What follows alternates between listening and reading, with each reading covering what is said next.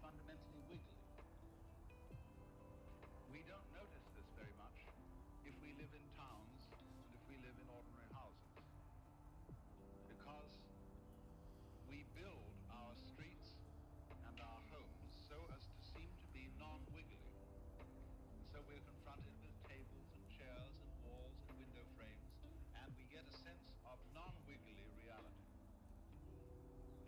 And so then we are also always in conflict with wiggliness.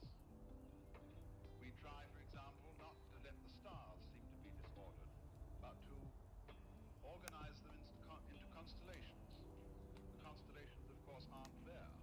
There are no strings joining those stars which constitute the Big Dipper. Seen from another point of view in space, they wouldn't look like a dipper at all. Actually, those stars happen to be fairly close to each other in space. But sometimes a member of a constellation could very well be an entirely different galaxy and millions of light years away. So, but we like to do this, and even I once read something that I never believed any human being had ever thought. But during the 18th century, when Western man had a peculiar passion for symmetrical order, somebody wrote an essay saying that the stars had been very poorly disposed, and that if they had been arranged in geometrical patterns, it would have been far more consistent with the divine reason than this haphazardly scattered affair. So, our world is wiggly. All of us are wiggly objects. Trees are, rocks are, clouds are, waters are, the outlines of islands, and so on. It's all wiggly. And so in that sense, the universe is rather like an enormous Rorschach plot. Now, a foundation of artistic creation is to see things in plots. For example, if you examine the animal paintings in the caves of Lascaux, which are probably the earliest art forms in existence,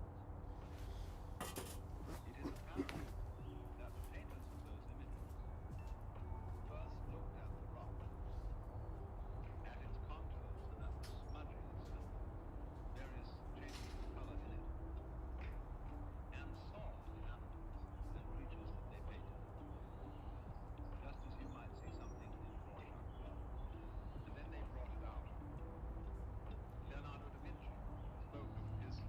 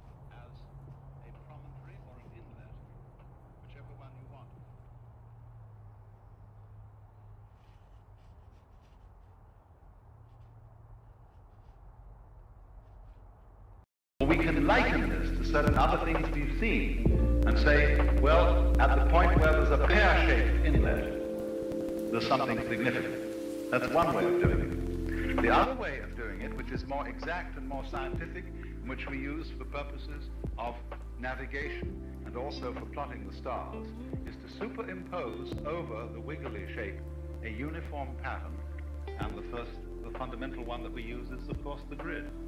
This. You see? I'll superimpose that over the wiggliness on cellophane. And then we can number the spaces down and the spaces along. And we can say this point is number, and so give every point a number on our grid. See? And that begins to give us an accurately describable, but nonetheless somewhat caricaturish version of the wiggle. Imagine for a moment, you see, if you examine a newspaper photograph under a magnifying glass, you will find that it is an amalgamation of dots, some light and some dark.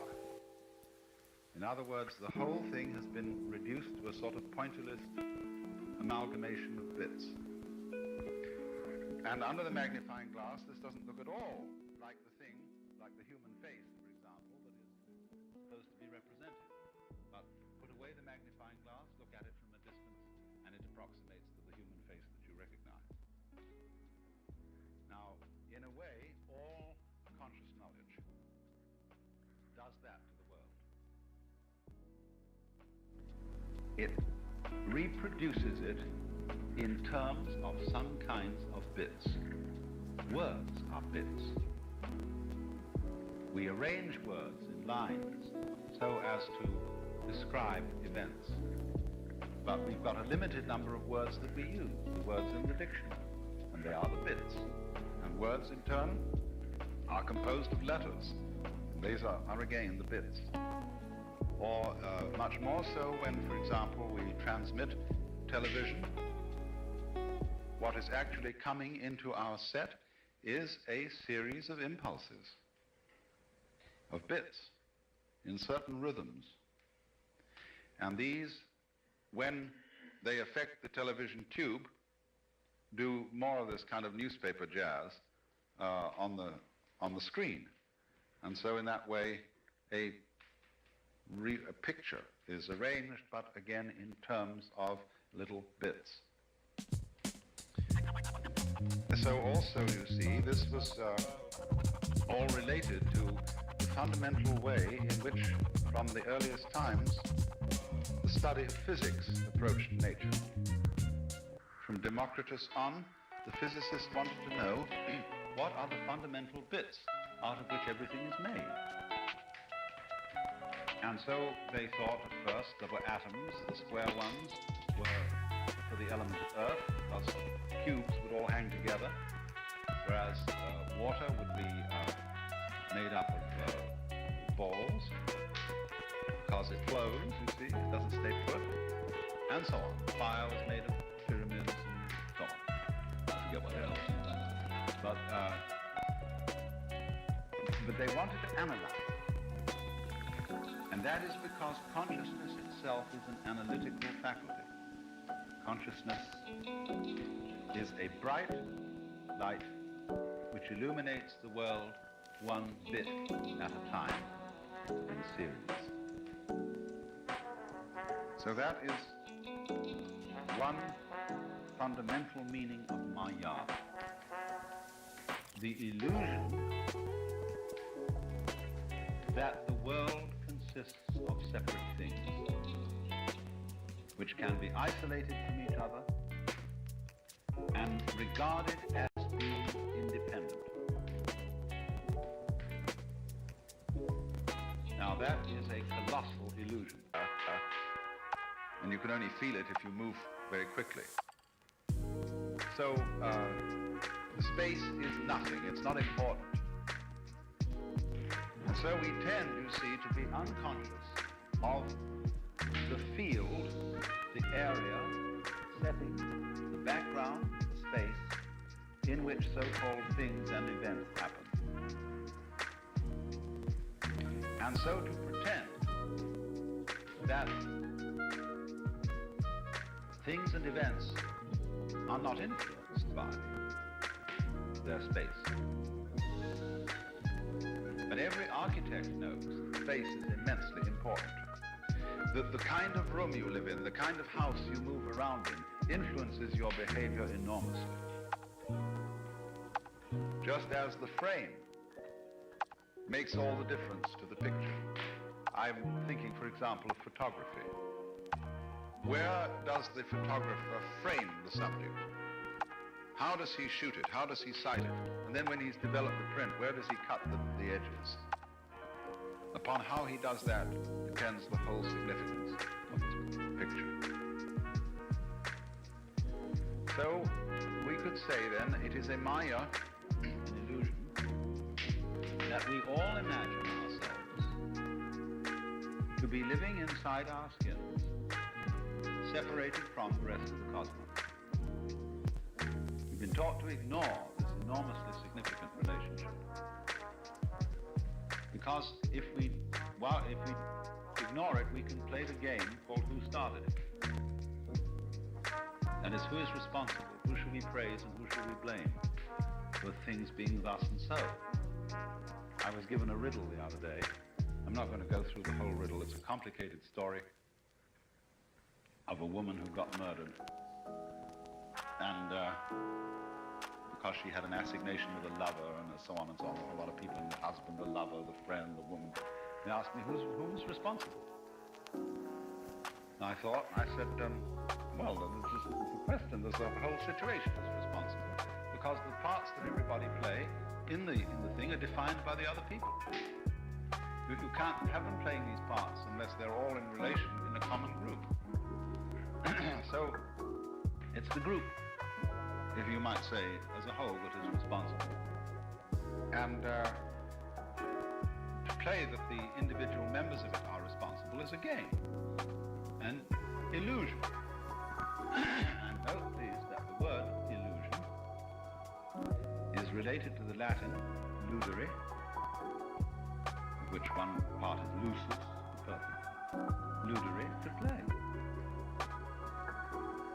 So playing that, we don't go with our environments, our surroundings, that is to say, the whole cosmos in which we are discovered, is a big game. You can do lots of things with it. But we're all going around unconscious of this marvelous interdependence between what we call ourselves on the one hand and what we call the universe on the other. And therefore don't notice that as a matter of fact, our real self is the whole cosmos. We've forgotten that. That was rapidly expunged from our minds in very early infancy. And we are all something the cosmos is doing. Just like the water is waving and the wind is blowing, the whole wind is blowing, but it blows through this window and that window and the other window. It isn't the separate wind that blows through each window. So in the same way, we are all something, we're all wavings of the universe, only we've forgotten it. That knowledge was never verbalized. We had it in a non-verbal form in infancy. But as soon as we were taught words, the words hypnotized us, and one always hypnotizes with words. They hypnotized us out of that realization. Now, that doesn't mean to say that individuals just aren't there. That if you were awakened and free from illusion, this room would suddenly turn into a formless void. The void doesn't mean that in Buddhist philosophy. What it does mean is something like this, that we are individual in the sense that you can see separate and clearly formed waves or whirlpools in water.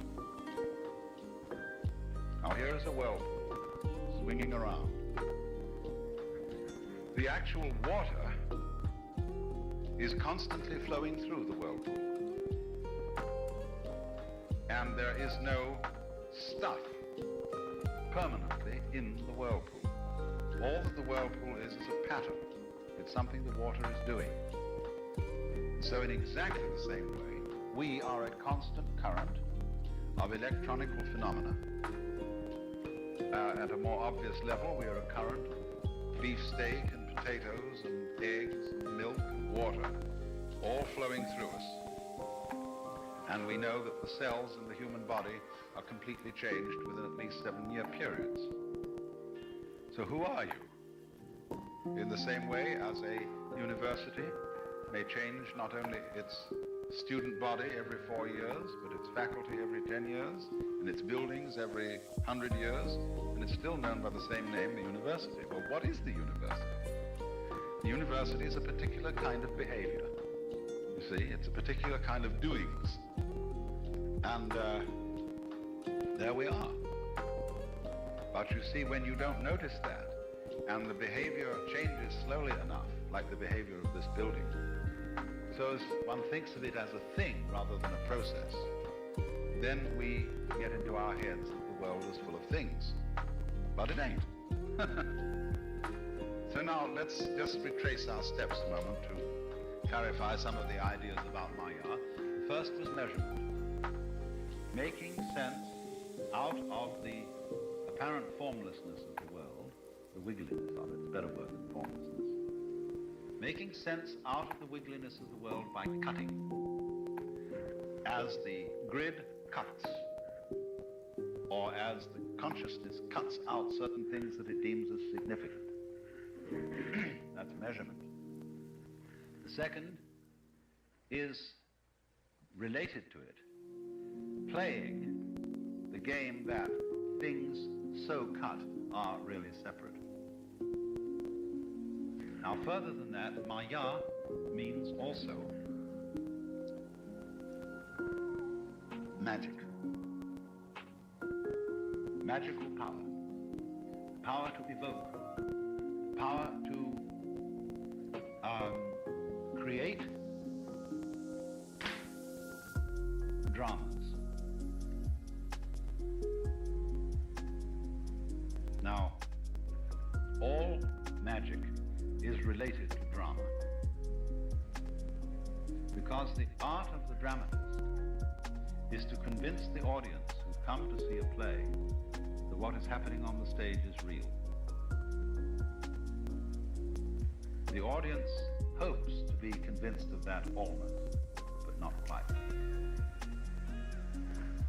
Now, the conventions of drama provide a certain setup that we are all familiar with, in our culture at any rate, that there has to be a certain arrangement. There's an auditorium for the audience. There is a stage for the play. There is a proscenium arch that divides the stage from the auditorium, and behind the stage there is a green room for the actors to change their clothes. And there it all is. There's the whole box of tricks. Because what the proscenium arch says is to the audience, what goes on behind this arch on the other side of the footlights is not real. It is a play. And the actors have a place to go off and hide in the green room so that we won't see them changing their costumes or their masks or their personalities from plain Mr. Smith on the one hand to the role of Hamlet on the other. He will walk into our view as Hamlet.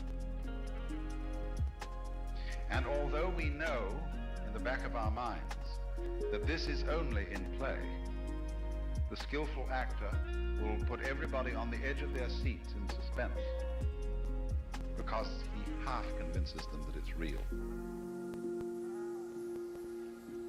And so he makes magic. Now, the Hindu doctrine of the creation of the universe is, if I may put it in extremely naive terms, that the Lord God, who in Hinduism doesn't have a beard and things like that as he does in the West, but is something unimaginable. However, he is represented often in the human form with many arms and so on. But the Lord God is playing that he is not himself. And in the Western version, the first thing that the Lord God said in creating the universe was, "Let there be light."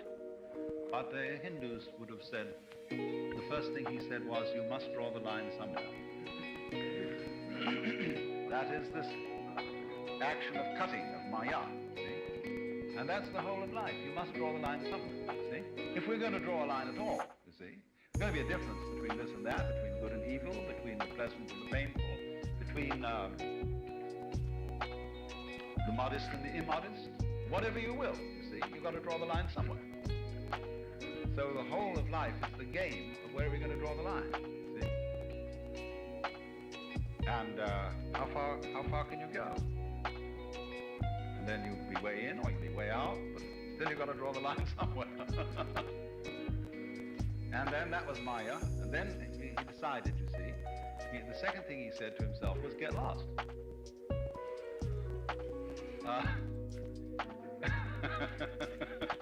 Because he was bored with being God. And he thought, you know, everything is possible, there's no obstacle in any direction, nothing is happening, so let's get lost. Let's pretend we are not God. And so he's pretended that he's all of us. And every one of us is the Lord in disguise, making a big scene that you're just little me. And it's very embarrassing when a good, skillful guru calls your bluff on this and says, listen, Shiva, stop kidding me. You know, I know who you are perfectly well, and all this come on, and you're just you, and that you have these problems, and so on and so on. That's a lot of bullshit. Come off it. So, the person's very embarrassed by this, and makes out that they really don't know what the teacher's talking about.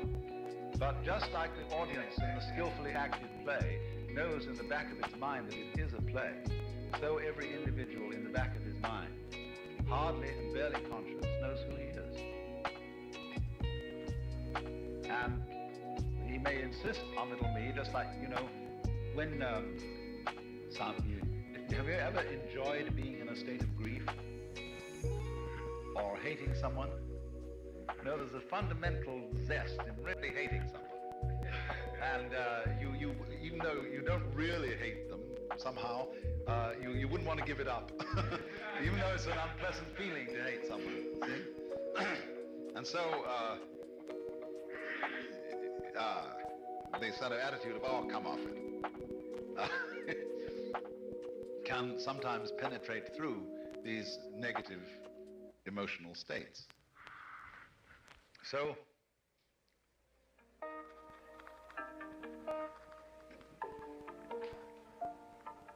then you see, in the green room behind the stage, this corresponds to the back of the actor's mind.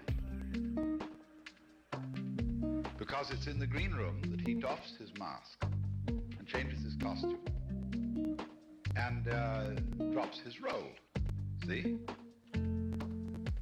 So it's interesting, isn't it, that the word person is a dramatic word, because the persona was the mask worn in classical drama. It is shaped with a mouthpiece like a megaphone, so that in the open-air stage the sound will travel. So that through which the sound comes, persona, the mask. So the dramatis personae in the beginning of a play is a list of the masks going to be worn by the actors. And by a very, very curious and significant subversion of the meaning of this word, how to be a real person. Think of that. How to be a genuine mask. A really successful fraud. That's Maya. Magic. The next meaning of Maya is art. Art, or indeed skill. I wonder, there's an old Greek tale that there was a competition in painting. And two very great painters were the final runners-up in the competition. and they had to do paintings that were going to be judged at a great affair. And the first one painted a vine with grapes on it. And it was so convincing that birds kept banging into it, trying to pick at the grapes. And the bees were coming around, wasps and so on. And everybody thought, my, isn't that fantastic? How clever this man is. Well, they said, we better have a look at the other painting. And they said to the artist, unveil it, draw the curtain, let's see it. He said, what curtain? His painting was the curtain. Well, he was awarded the prize because it was considered more remarkable to deceive human beings than to deceive the birds.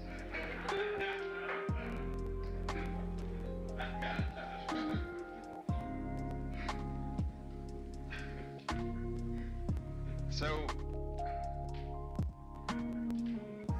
that story lies at the beginning of a world of art, a philosophy of art,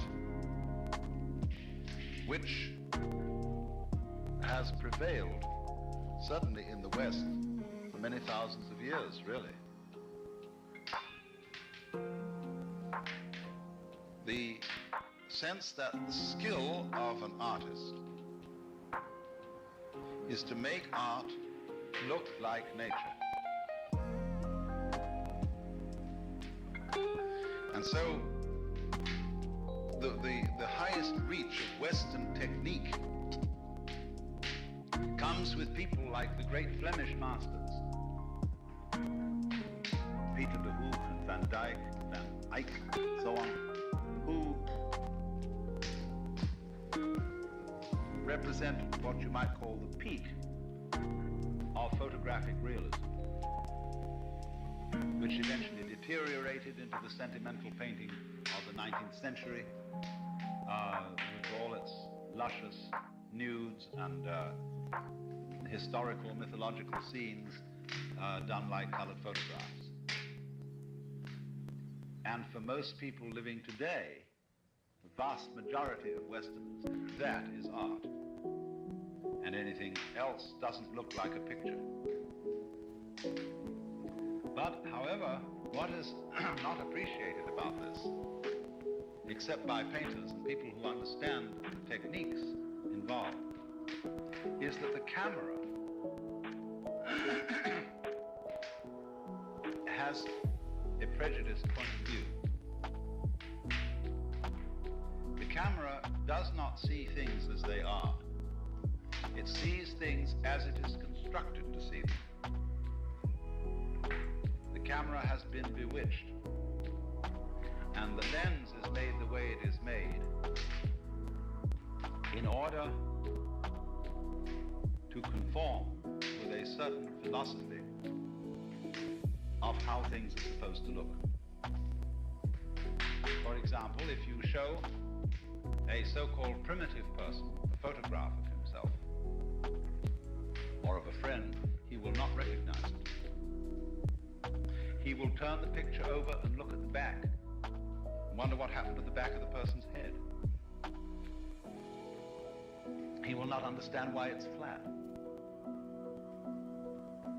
He will not understand perspective. Why are the things, the trees in the distance, smaller? They're all the same size. When an American GI in Paris during the war, or just after the war, met Picasso, they got into a discussion about modern painting, Picasso's painting, and this GI said he simply couldn't make head or tail of it. He said, the world doesn't look like that. Women don't look like that. Picasso said, do you have a girlfriend? And he said, yes. Well, he said, let me see her picture. And he pulled out his wallet, and he had a little photograph in the things and showed the picture. And Picasso stared at it and said, is she so small as that?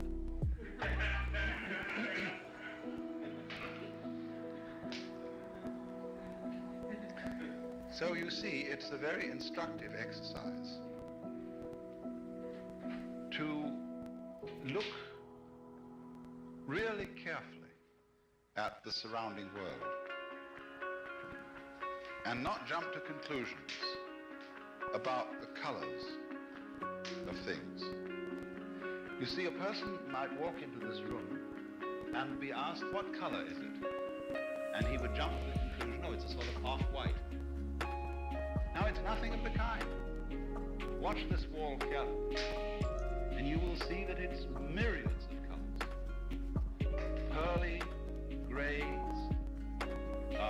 golds, blues, purples, all kinds of shadows play along it. But these shadows are not gray things, they're all colored.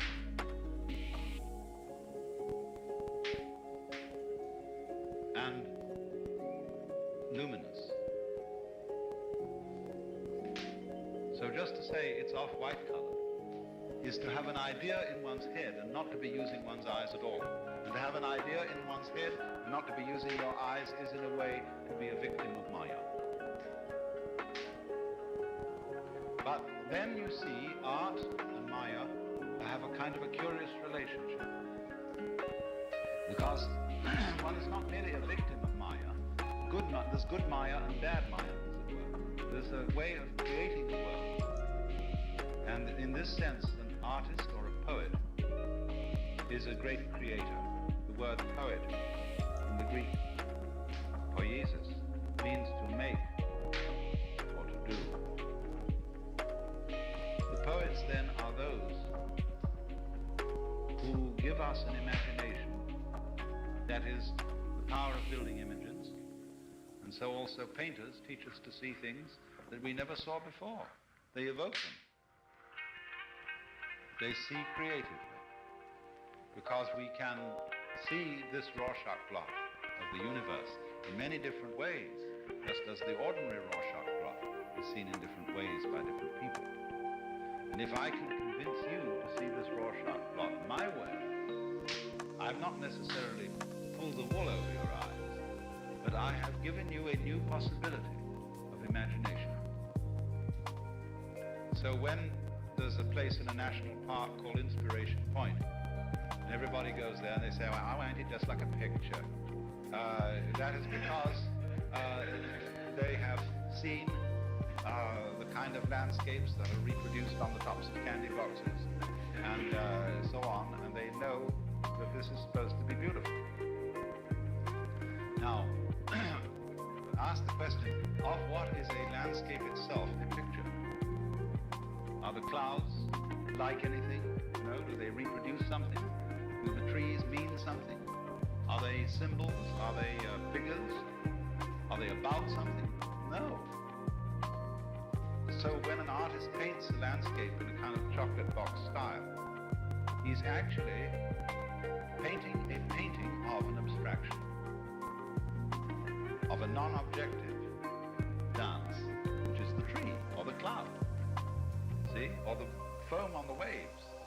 It's just become a little corny, that's all. It's been done so often. So instead, painters thought, let's not do that. Let's, instead of copying the dances that nature is doing, let's just make dances directly on the canvas. And so Jackson Pollock, and everybody starts leaping around all over the place doing different things. But then, in a few years to come, people walk down the street and there is an old board, which has been splattered. And they'll say, oh, ain't it just like a Pollock? See, ain't it just like a picture? Because they'll have been taught to see the marvel of these particular colors and forms. So again, some artist has done Maya. And so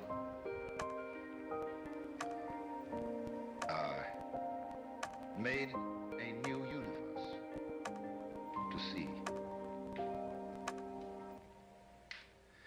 Now, however, here comes the interesting point. Is it all a projection, Maya? That's to say, look, when we look at someone is tested on a Rorschach blot, we assume that the story he tells about it is a projection. That is to say, it is only in his mind. And because it's only in his mind, the story he tells you about the Rorschach plot is symptomatic of his particular psychological condition. Are we then going to say that the external world has no order and no sense in it intrinsically, but that is something purely projected into it by human beings? And since human beings might differ from each other, as say one artist differs from another, or as one might have different kinds of brains,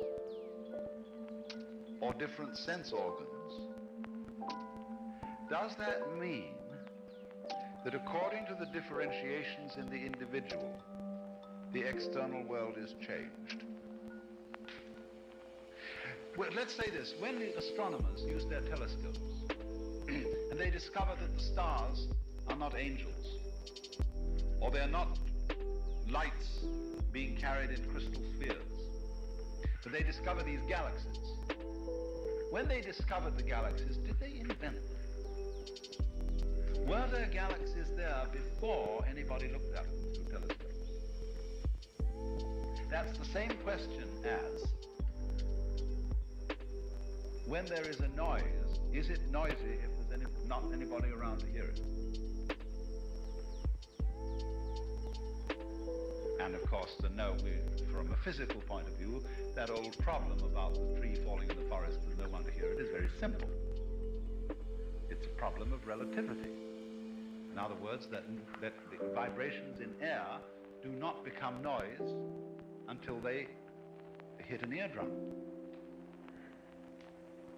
Just as light going through space is not manifested as light until it falls upon a reflecting object.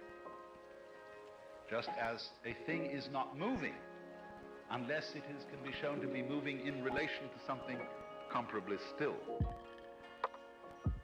So you see, in a way, there are no galaxies until there arises a situation responsive to them.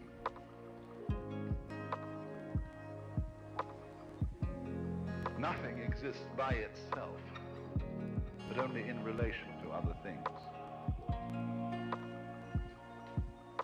This is a rough point, but remember this though.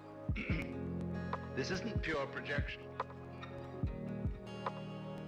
Because the ability of the human being to have these sensory responses, to hear sounds, to see lights, and to know about galaxies and stars. The ability, the brain, which makes that possible, is in itself a member of the external world. The brain is a member of the same world it's looking at. It has something in common with the universe that surrounds it. See, that was the thing that in the beginning we screened out. Nobody realizes that he's in the external world. Everybody else is, but I'm in the internal world. No, I'm not.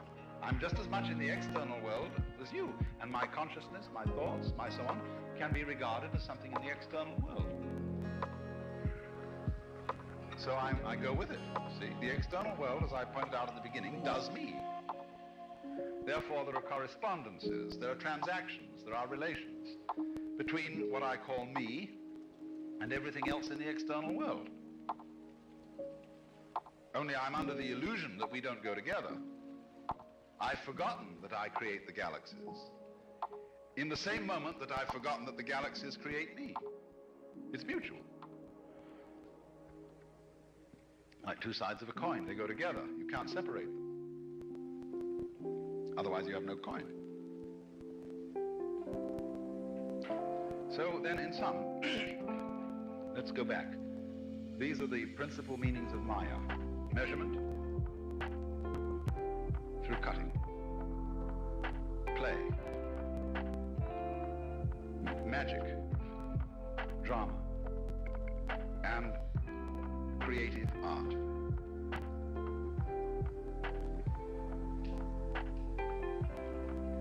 All fundamentally resting on the idea that the universe is not finally serious.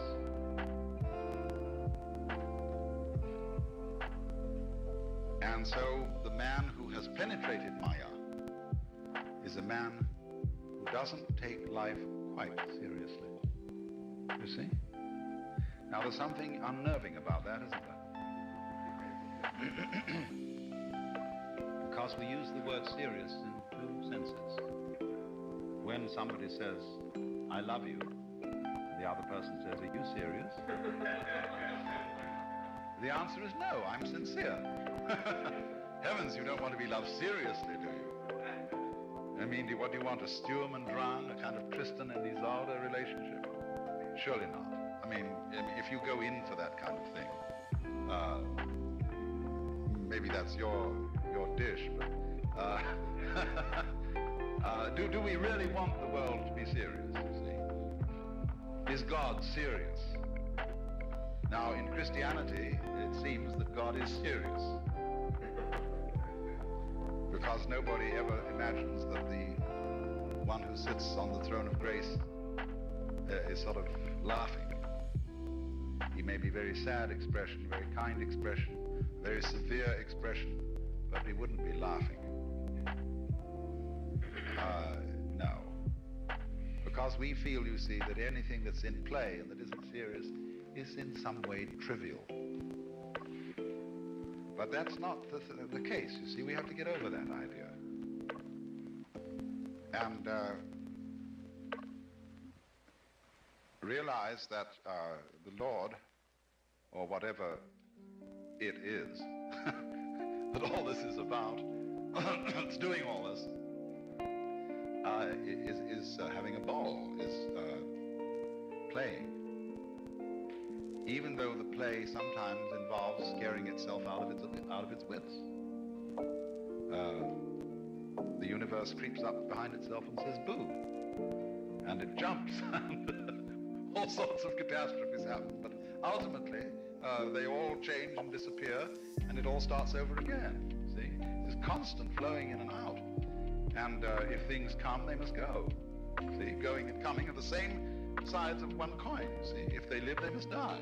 So it's all one. And after all, here we are, thinking we're living.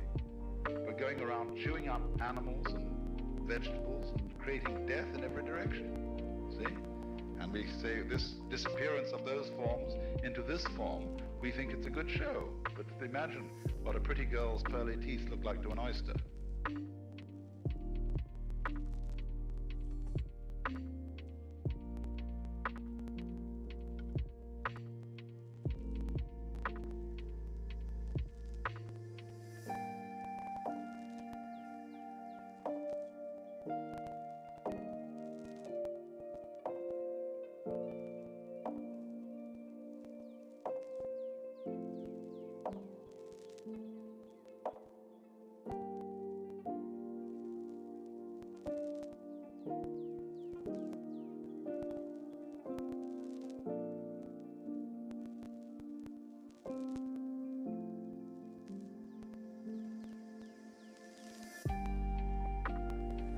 Well, now you know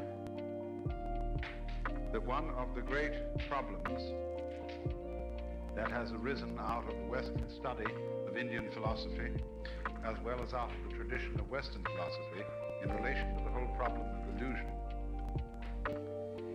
is the question of what is called in the technical jargon of Western philosophy, subjective idealism. This is the theory that all reality is mental.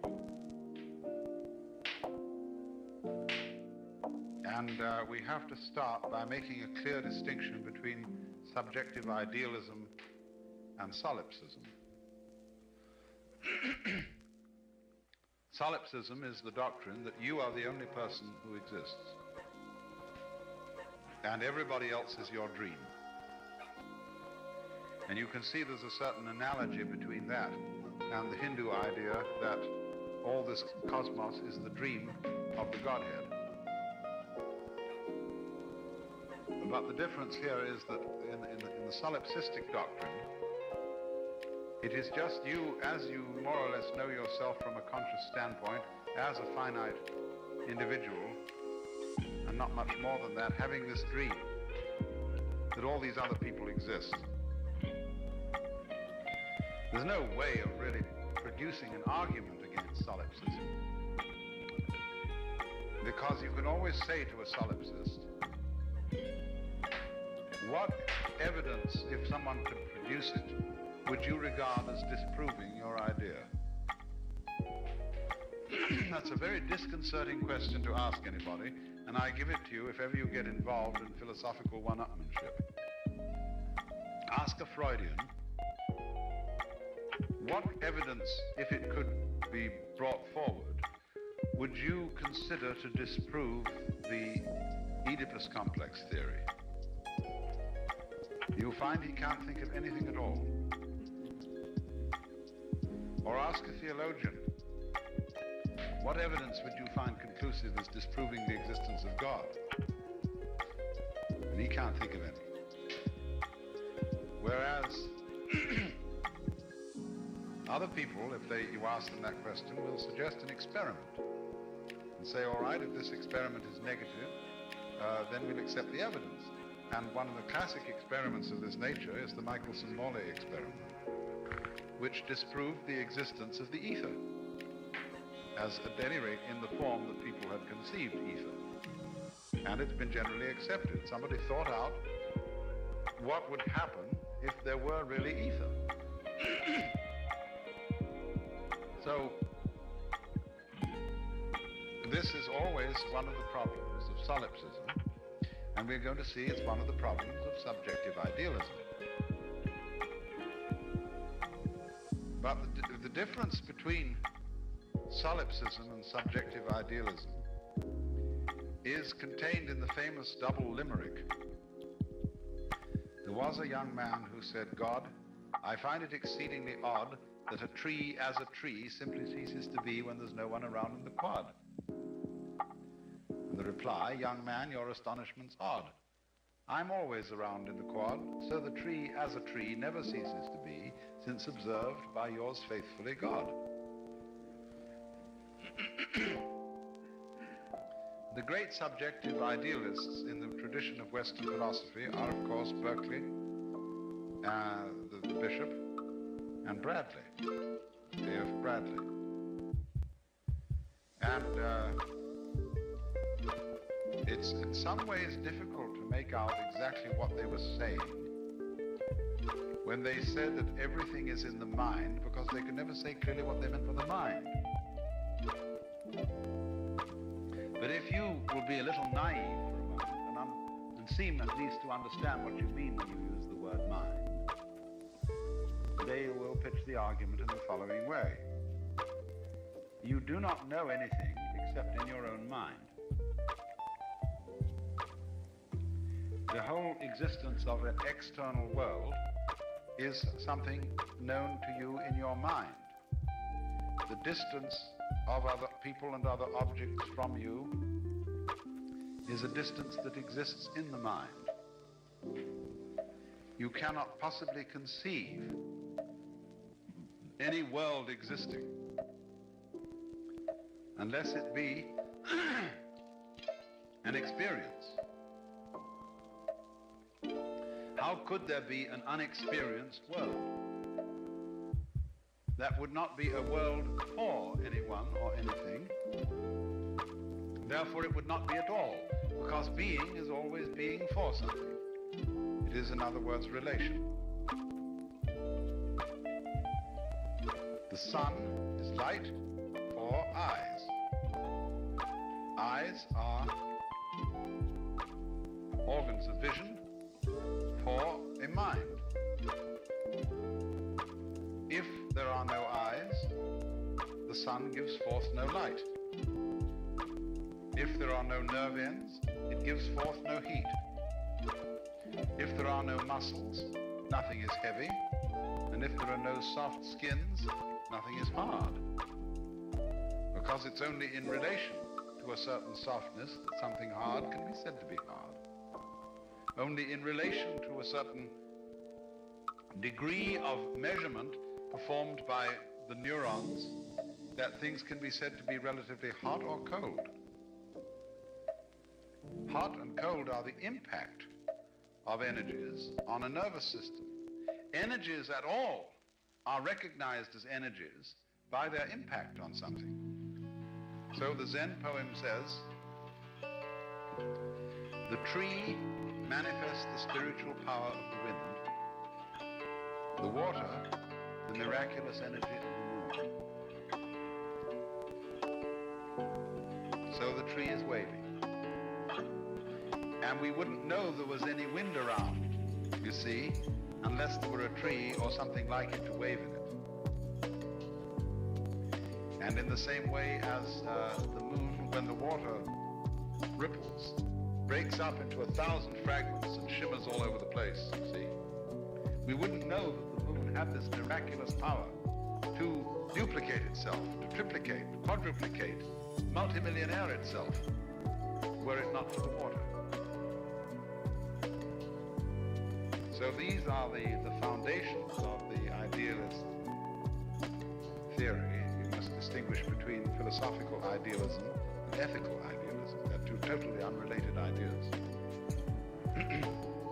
Philosophical idealism means that only the ideal world is the real world, that is to say, the world in the mind.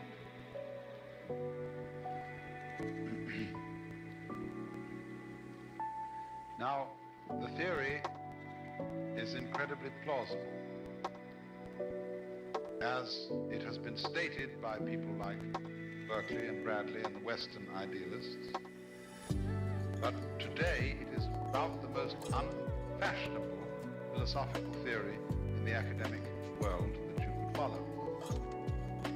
Because Western philosophy has undergone a great revolution since about 1914. In that year, there was published Wittgenstein's Tractatus, and Wittgenstein came from the so-called Vienna school, or was influenced by the Vienna school, of people who call themselves scientific empiricists, sometimes logical analysts, sometimes logical positivists. And they said, only statements that are empirically verifiable have meaning. They never verified that statement, but that was their point of departure. That's their basic assumption. Everybody has a metaphysical assumption which you can't prove. Watch out for it. Basic to all thought. For example, you must be consistent. Try and imagine a system of logic that isn't consistent. But at any rate, this school has had immense influence in the 20th century, and it argues, basically, that in order to say something meaningful, he's having fun.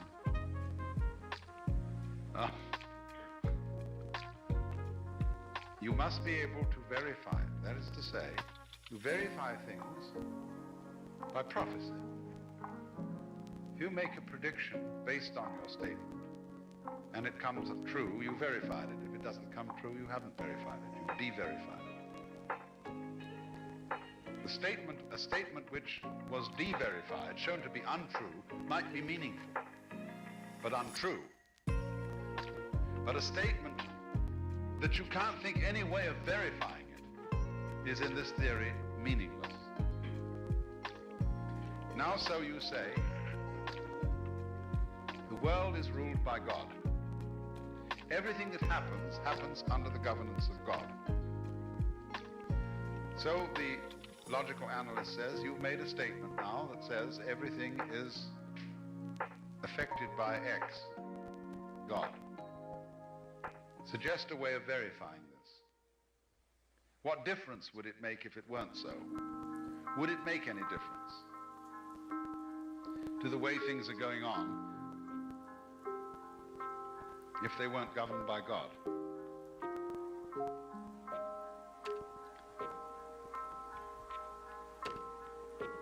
This is a problem because it's just the same as if you had said, all bodies whatsoever in the universe, that includes all stars, all galaxies, all planets, are moving in a certain direction. Now, there's no way of verifying this because you can only verify movement in a certain direction by comparison with something that's relatively still. But there will not be any still body with reference to which all the other bodies move, because you said in the beginning all bodies in the universe are moving in such and such a direction. So you could only say everything in the universe is governed by God if you made an exception. But there are certain things that are not. You see? Then, according to logical analysis, you could have made a meaningful statement. But when you start making statements about everything,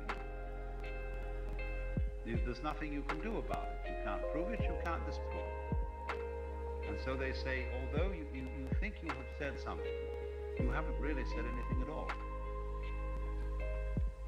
You made a statement that was actually as nonsensical as asking why is a mouse when it spins. But this statement about God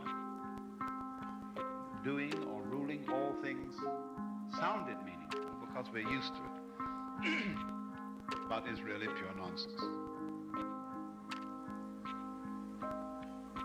And this has been so persuasive in the climate of academic philosophy today that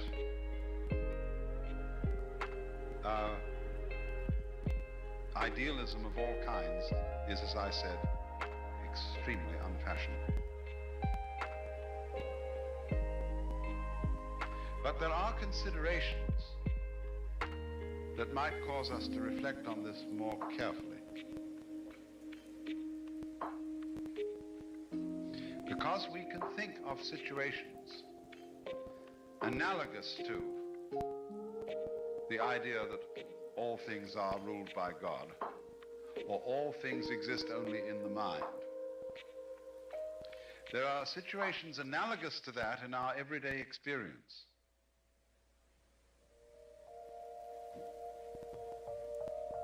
Only we can be aware of these situations because we stand outside them.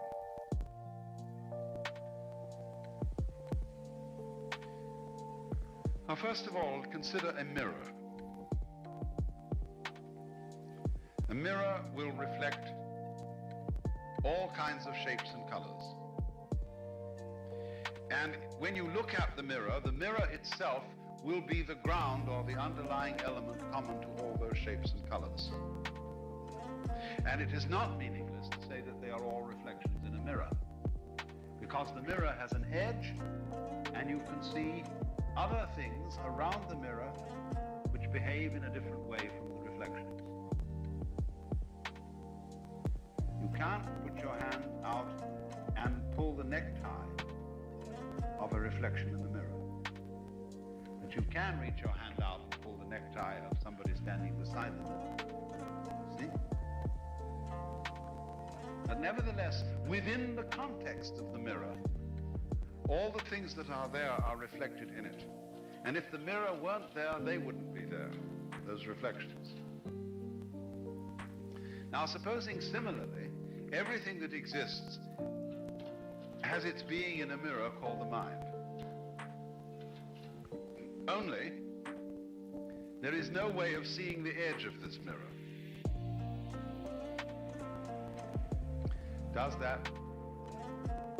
Is that meaningful? Is that possible? The positivist, the logical analyst will say no, because the statement makes no difference to anything. It makes no difference to anything in this thing you call the mind, that it's in the mind. It makes no difference to anything in the mirror, that it's in the mirror. For example, your face is not immediately changed by being reflected in a mirror. The mirror doesn't exercise influences, or so they say, upon the reflections, but it very well could. Let's consider what we were discussing last night. Lenses in cameras influence the kind of world they photograph.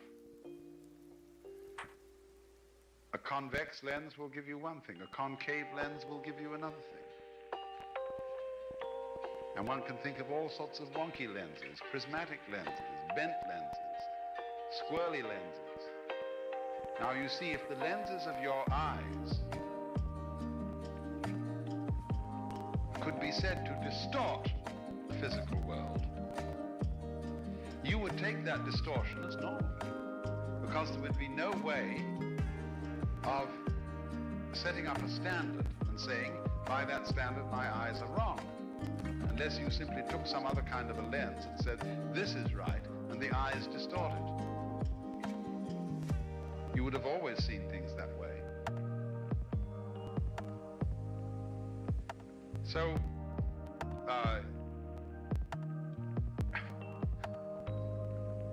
nevertheless, whether the eyes are distorted or not distorted is impossible to decide. So, according to this way of logic, that is a meaningless question. There is no way of deciding the answer, and it makes no difference whether it is or whether it isn't, or so they say.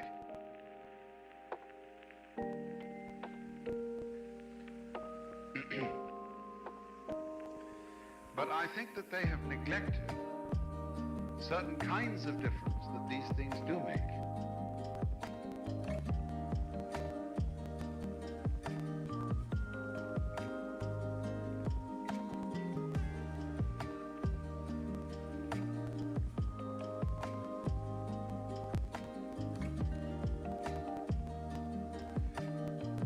First of all, there is a difference of feeling and very often a difference in behavior between a person who is aware of an underlying ground or continuum for every experience and every reality, and a person who is not aware of it. The person who's aware of it feels at home in his surroundings. The person who's not aware of it doesn't. The first belongs, and the second doesn't feel he belongs. He feels he's engaged in a contest. Furthermore, one of the difficult ideas to get across and express well in any language which wants to assert a pluralistic universe in which there is no unifying ground. Any language based on that assumption is going to have difficulty talking about relationships.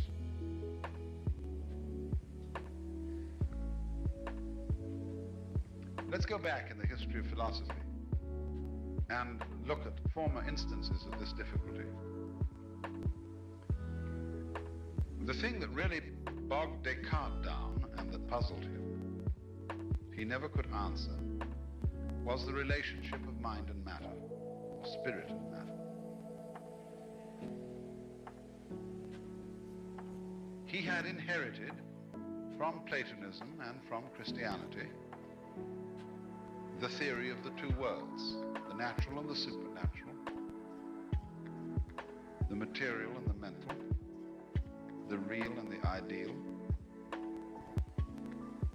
And what never could be explained by the philosophies of the people who believe that way was how the one influenced the other. How does the spiritual world influence the material? As is well known, all ghosts, all good, well-behaved ghosts, walk straight through walls without budging a brick. Now, if my mind is my ghost within me, how on earth does it lift my arm? When a ghost doesn't budge a brick when it walks through a wall. See, this is the real problem. It all sunk on this. They couldn't explain that.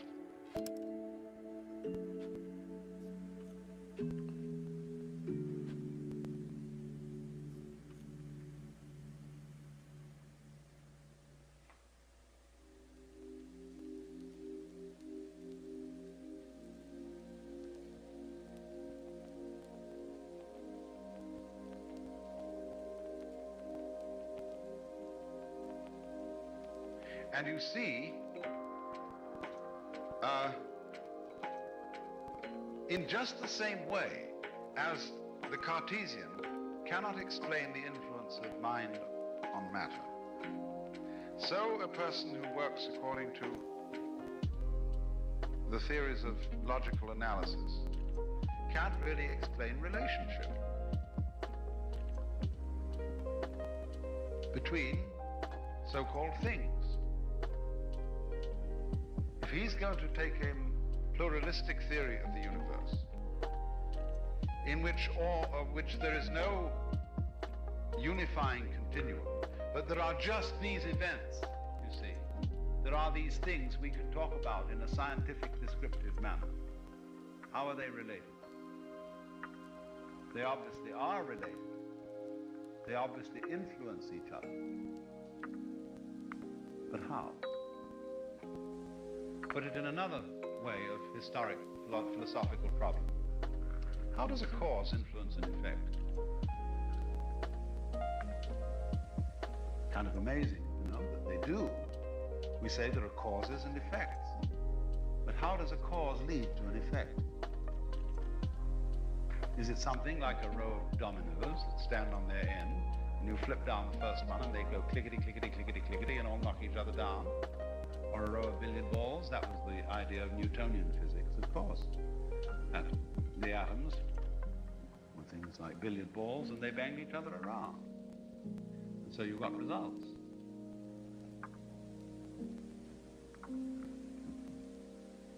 But this really won't do. For very many reasons. One is, of course, that things influence each other backwards.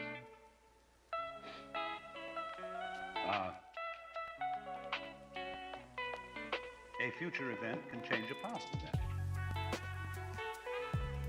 But a lot of people aren't aware of that, but it can. If I say,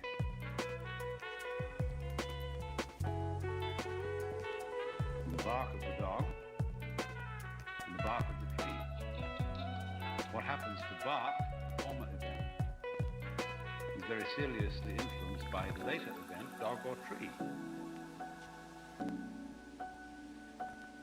Although the word sounds the same and is spelled the same, it has a different meaning according to what happens later. So in the same way in music, what is happening at this moment may be changed altogether by something happening later. A note has one meaning in one context, another meaning in another context. So what is the cause-effect relationship between them when apparently the earlier event seems to be causally affected by the later event? You see how puzzling all that is. But it's very easily illustrated by certain phenomena of music.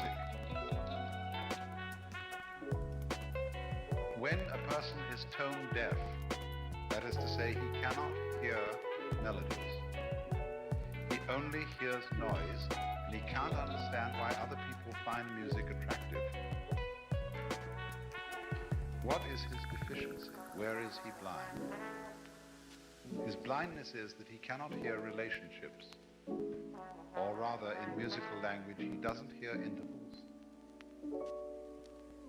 If you are musically sensitive, what you hear in a melody is not a string of notes. You hear the steps between them. You recognize the major scale of C as ascending. Why do we think of that as up? What does it mean that one sound is higher? That's nonsense to a person who's tone deaf. There are just different sounds. There are boomy sounds and squeaky sounds, but they don't rise. You see, he hears no motion. Because you see, each note is static, and he doesn't hear the lead from one to the other, the step. Well, so a person who's a logical positivist is a tone-deaf philosopher. See? And you can't explain, there's nothing you can do to a tone-deaf person to explain how you hear music, just as there's absolutely no way of making a congenitally blind person understand color. Or we may find out one eventually when we find out a lot more about our senses, but in the ordinary way, he just can't get it. So in exactly that same way, there are people who cannot get certain things. Say of such people, you know all the words, but you don't know the music. And you may as not well waste your energy trying to convince, but there are, alas, these poor, afflicted souls who just aren't functioning on a certain wavelength. But now I don't want to say, make a kind of esoteric scene out of this. A lot of people are trained to pretend that they are not on that wavelength. You may be perfectly capable of understanding the relationship between a cause and effect. You know what the relationship is? Very simple. They're the same event, only divided into two parts. If you see a cat walk by a very narrow window, you see first the head and a little later the tail.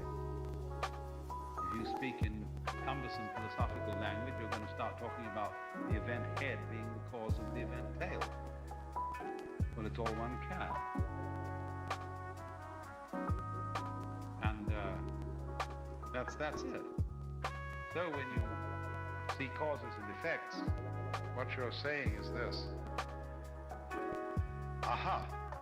I realize at last my perception is limited. And when I saw one thing that's invariably followed by something else, what I hadn't noticed is that they're continuous with each other. So that when one part of this pattern arises, I should expect the other part. They're one pattern. They're not cause and effect. They're not something that is an action and a response to that action, an action and a reaction. They're a single action. That's why they're related in this way.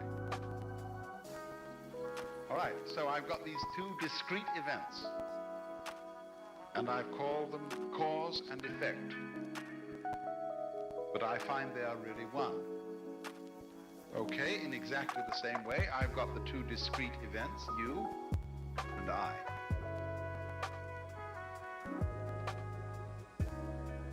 We could equally well, couldn't we, say that there may be some sense in which they are one.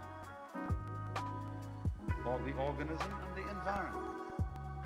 It's becoming plainer and plainer that they are one. Now, what this goes back to, again, we're looking at philosophical history, is the Western debate between the two schools of thought called the nominalists and the realists. And the modern logical philosophers are nominalists. Now, their fight is as follows. The realists say there are real, this is how they get the word realist. It's not what we call a realist today at all. It's quite different.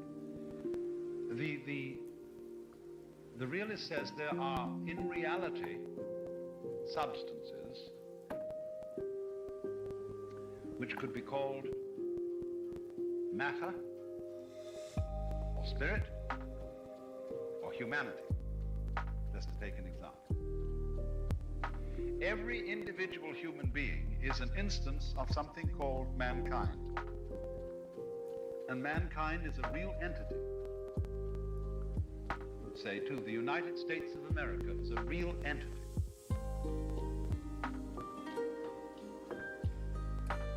And all these individual examples of it are, as it were, members of a body constituted by the real mankind, or the state, or the society, or the church, or the whatever. In contradistinction, the nominalist says, all your so-called real natures are abstractions. There is no such thing as mankind. There are simply these individual people. And calling them all men is a way of identifying them, but there is no such thing as mankind. In the same way, there is no such thing as the United States. There are all these people living here who imagine that they're the United States and call themselves that. But the United States as such has no physical existence, because when you say the policy of the United States towards Russia is thus and so, you don't mean the policy of the geographical territory. And nominalism, you see, is a very big thing for the followers of Korzybski and for all logical analysts and so on. Because they take the point of view, the whole thing in Korzybski is that you mustn't just go around calling things dogs. But you must recognize there is Fido sub 1, Fido sub 2, and Fido sub 3.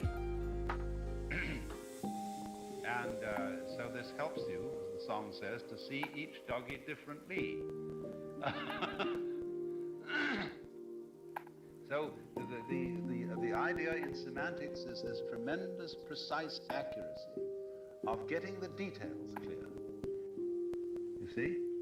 Now, of course, yes, there's the richness of detail. But these are philosophical fashions that go back and forth between the prickly-minded people and the gooey-minded people. The prickly-minded people are the nominalists. And they like to emphasize the details, the atomic, discontinuous structure of things. The gooey-minded people like to emphasize the great connected generalities. The way things form into bodies. But you see very clearly what happens if you press nominalism to its logical conclusion. The answer is there are no people. There are only amalgamations of cells. What you really are these cells. Or you want to go further, say what you are is only these electrons. That's all there is, you see. And this idea that they add up in some way to a person is just an abstraction. You're not really there, you see. They're just all that. Now, wait a minute, Mr. Nominalist. Suddenly, you are beginning to turn into a believer in Maya. What's your step, see? If you push anybody far enough philosophically, they all arrive at the same place. You suddenly tell me you don't believe human beings really exist. There are only these atoms. Well, well, well. So I suppose we can argue the same thing about connections in time. Melody is then an illusion. There are only the individual notes, after all, if you're going to be a nominalist, and melody is something that just doesn't exist at all. Okay? Now that's almost what the Buddhists say.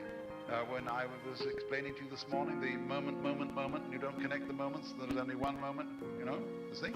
Well, that's the same thing the same way. It's saying that all the connections are an illusion. So you push your nominalist right into the corner. You say the only things that exist are the multiplicity of atoms, and actually they only exist now. See, because only you can't even say it. Only this moment is real. The ultimate hairline. See, that's why the precisionist is making watches that have hairlines narrower and narrower and narrower and narrower, so they can only be seen by amazing microscopes. Exactly, they want to know when does that thing cross that thing. Boing. See? So eventually they're going to get down, down, down. And the universe has no time to exist in, therefore it doesn't exist, therefore it's an illusion. That was what bugged Zeno when he got the paradox of motion. Now either an arrow is somewhere or it isn't. If it's moving, it isn't anywhere, but it's obvious if it isn't anywhere, it couldn't exist, you know. The kind of thing. It's the same problem as Achilles and the tortoise. Manifestly, the Achilles in a race overtakes the tortoise. But you can talk about this race in such a way that he can't. Well, how do you do the trick? What you do is this.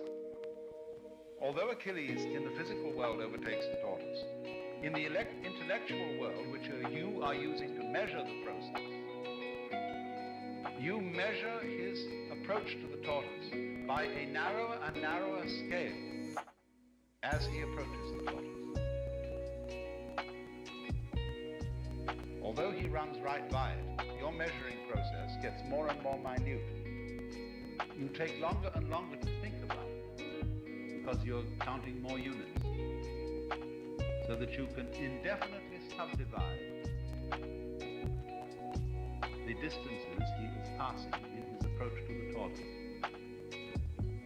And you can go on talking about their subdivisions forever, so that in terms of your talking, he never gets by the tortoise.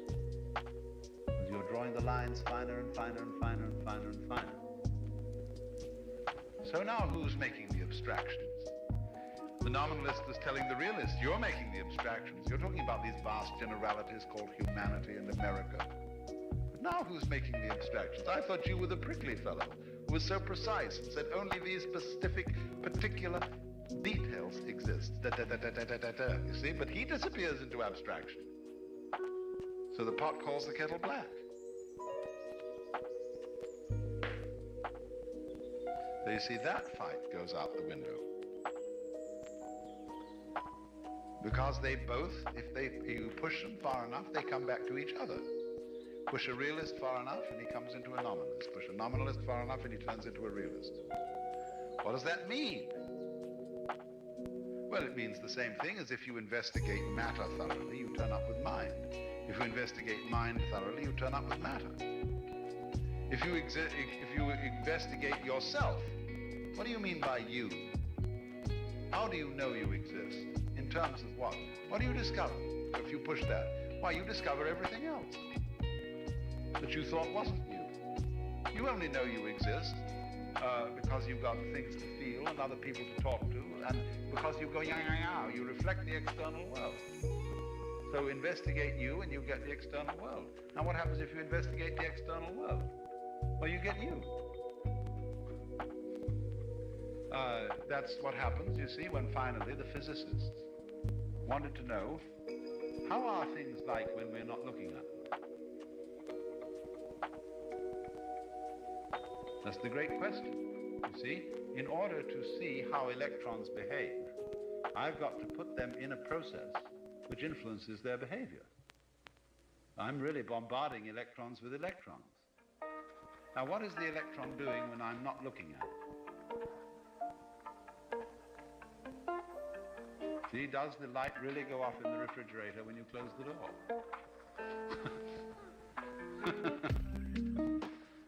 So you find, you see, that knowing, the act of knowing, changes what you are knowing. Knowledge of something is the same as action upon it. You do not know that a ball is rubber until you bounce it. And that acts upon the ball. And that's so with everything. All knowing is not something you merely are a passive spectator. All knowing is the result of experiments on things. Only in the most trivial instances are you ever, and even then if you go into the neurology of it, the electronics of it, you're not a passive spectator. You may just observe things and write them down. Although when you do, it's pretty trivial. The really good knowledge is always accumulated by an action upon the world to see what changes that action makes. So, for example, we take certain fields of science. Let's take medicine and antibiotics. Now, antibiotics are are something, first of all, done in very carefully restricted experiments. They were found very useful, and so they were spread over the social world, so that almost everybody has had antibiotics by now. But the problem now arises is this, that the people as we studied them before they ever had antibiotics were different from the people we are studying now who've had them. But what we knew about people before antibiotics has a little less value. We've got to restudy them every time because we've changed them. And the insects, you see, or the germs, also adapt to this. They say, you know, these human beings throwing down all this jazz and confusing us and killing us off, we've got to do something about that. And so they change themselves. So they have to be studied again to know how to attack them the next time. Once upon a time, a spaceship arrived on a strange planet. And they came down, didn't seem to be anything living on it. And they put a lot of stores in. And finally they found that some little bugs were eating the grain that they had stored. So they got insecticides and fixed those bugs. Later they found they had mice. And they were nibbling up things, so they got some cats sent on the next spaceship from Earth. And the cats took care of the mice. Then lo and behold, dogs turned up, started making trouble for the cats. So they decided that they'd better shoot the dogs. And they did. And one day they saw suddenly a man coming over the horizon with a gun. And they said to the chief, "Look at that, there are people on this planet after all, and he's got a gun. Should we shoot him?" He said, "No, because I have no way of knowing what it will turn up as the next time."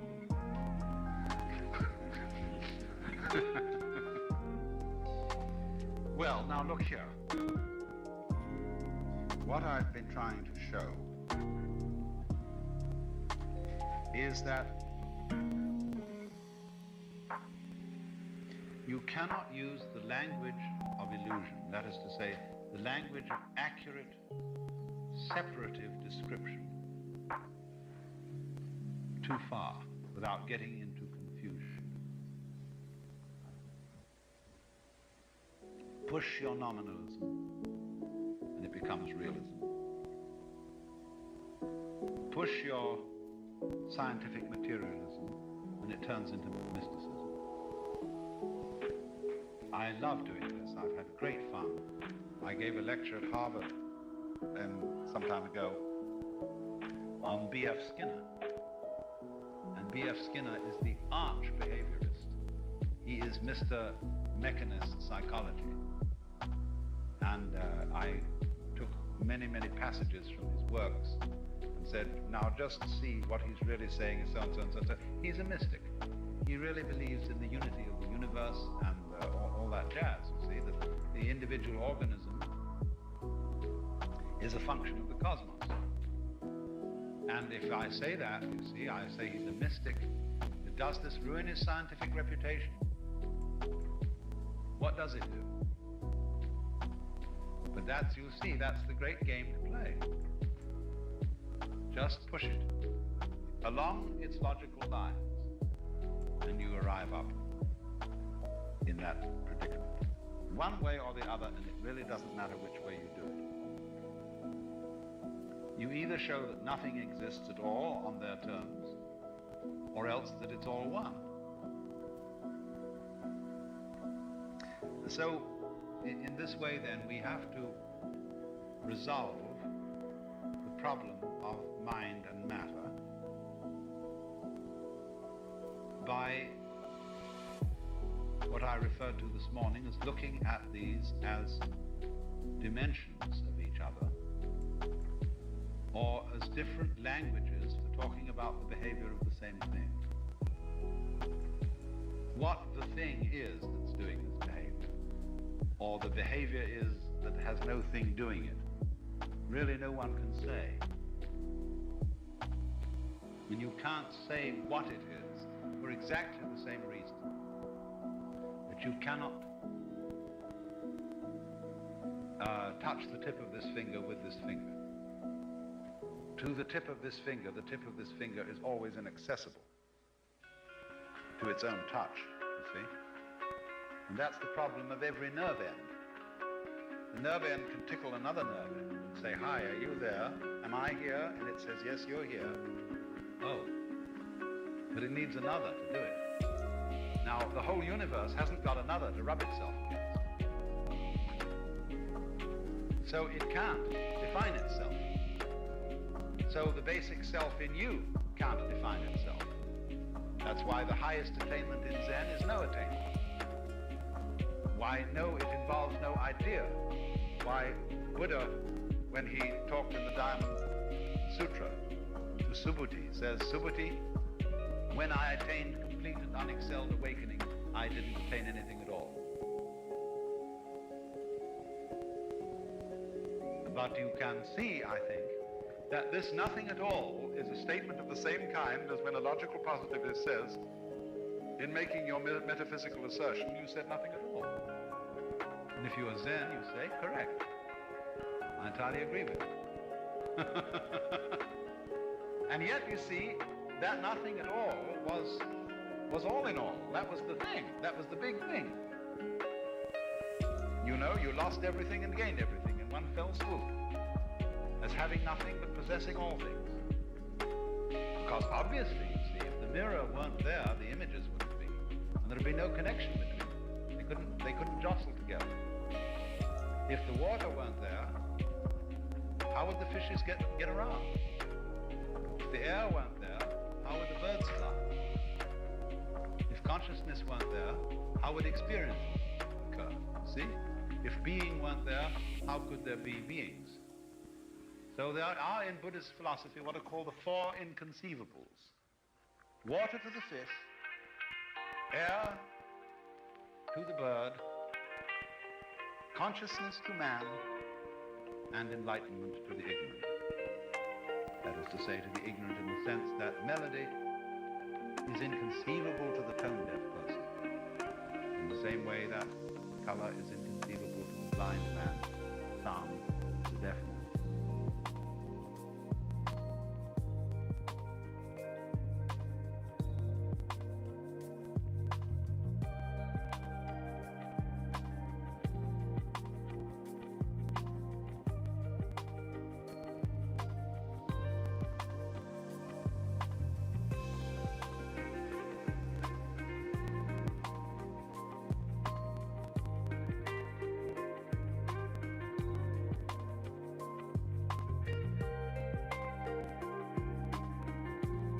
Yesterday afternoon,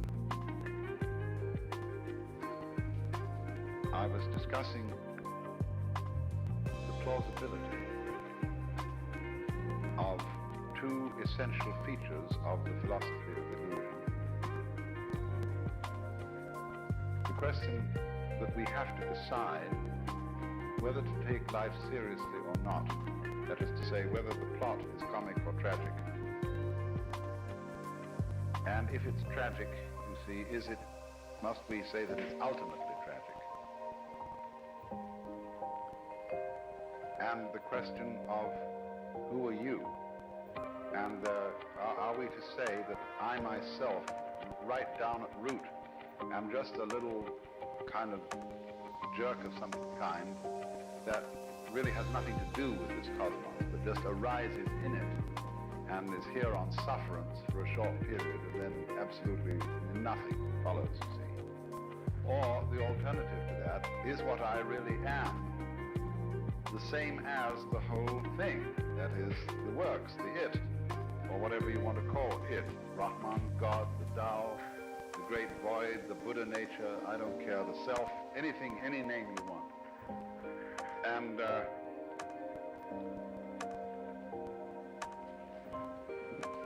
whereas that attitude, you can look at it from various points of view in judging it. You can say it's wishful thinking.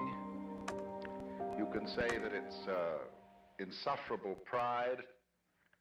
But the point of the matter is, as I tried to show, any other way of looking at things is kind of schizoid.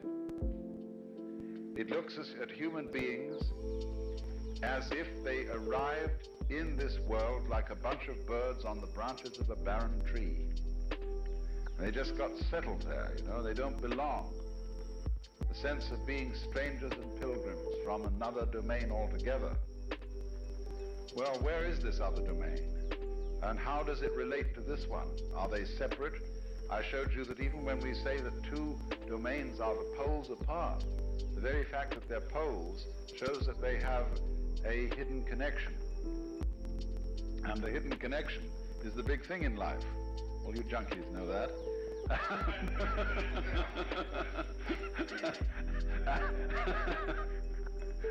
And so, in other words, we get a pattern of organization that is radial rather than an assemblage, as if the universe were really a multiverse.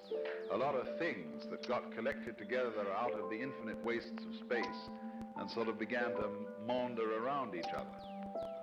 Whereas the other pattern, which is so much more sensible, is central and radial. And I showed you how the crystals and the stars and the octopuses and even the human beings are all radial structures.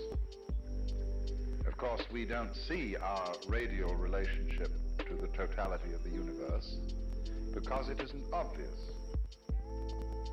It's obvious that a tree is an arm of the earth reaching up and waving at the sky. And a mountain is another kind of radiation from the earth. And so is a leg from a body, and hair, and things like that. But what makes human beings, as the highest of the mammals, so conscious of being independent is that they are topologically an enclosed surface, you see, which wanders around independently of the ground. What we don't notice is that we are not independent of the ground at all, that wandering around is something that is entirely related to there being some ground. In other words, when you run up a hill, the hill also runs you up it. The hill rises and lifts you as you run, you see? And if you understand that, you don't take a hostile attitude to mountains and hills. You're grateful to them for lifting you up so high in the air, because that's presumably why you went up, that the thing was high. It was lifted up. You wanted to be lifted up. It lifted you up. You had to cooperate, of course. I always like the illustration that I've used before, perhaps you haven't heard it, of the thistledown. The thistledown, too, comes moving through the sky. I once was playing with the thing, you know, and just came out of the blue sky, and it caught it like that, pulled it under my nose, and it started to pull, to get away. See? It looks as if it were a butterfly or something. It pulls away when you catch it by the leg. And I thought, oh no, of course, that's not the thistledown, it's the wind. Well, which was it? You know, in a famous debate that was settled by the sixth patriarch of Zen, there were two monks arguing when a flag was flapping in the wind, whether it was the wind or the flag that was moving. And he said, it's neither, it's the mind. And so in a way, the same thing was true about the thistledown. The mind is the moving thing, because which point of view will you take? Which attitude of mind will you take towards this? Is it the wind moving the thistledown? Or is it the thistledown that is moving itself with the wind? After all, when you see a sailing boat, there's a man in the sailing boat. Who is moving the boat? Is it the wind moving the boat? Or is it the man moving the boat because he was smart enough to put up a sail? Much smarter way of getting around than rowing.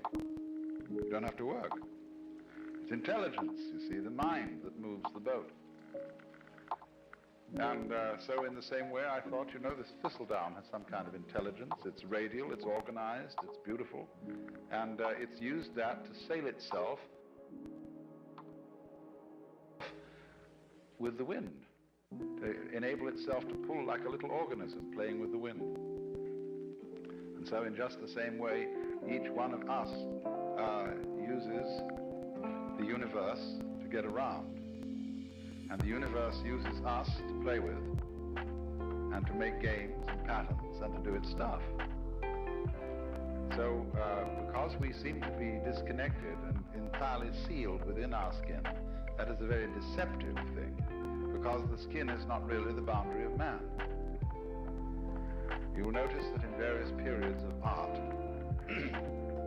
human beings have been shaped in different ways.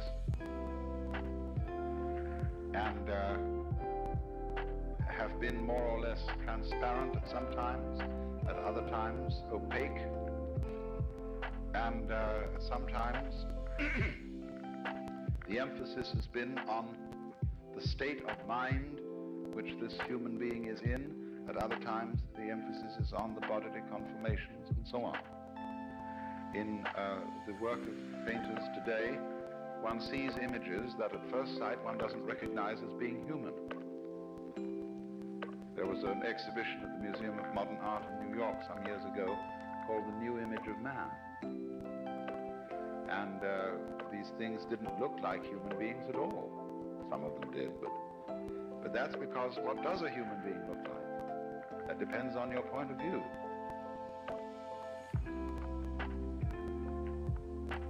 You see, if you are prejudiced that a human being is only what is inside his skin, then you think that when anybody paints the human being beyond those boundaries, that he's lost the image of man. He hasn't necessarily lost it at all. You see, there's an old feeling that the shape of the universe is the shape of man. I don't know if you've ever heard that said. That man is the microcosm, and that the universe as a whole is the macrocosm. Now, as you plumb out into the universe and explore it astronomically, it gets very strange. You begin to see things in the depths that at first sight seem utterly remote. How could they have anything to do with us? They are so far off and so unlikely. And in the same way, when you start probing into the inner workings of the human body, you come across all kinds of funny little monsters and wiggly things that bear no resemblance to what we recognize as the human image.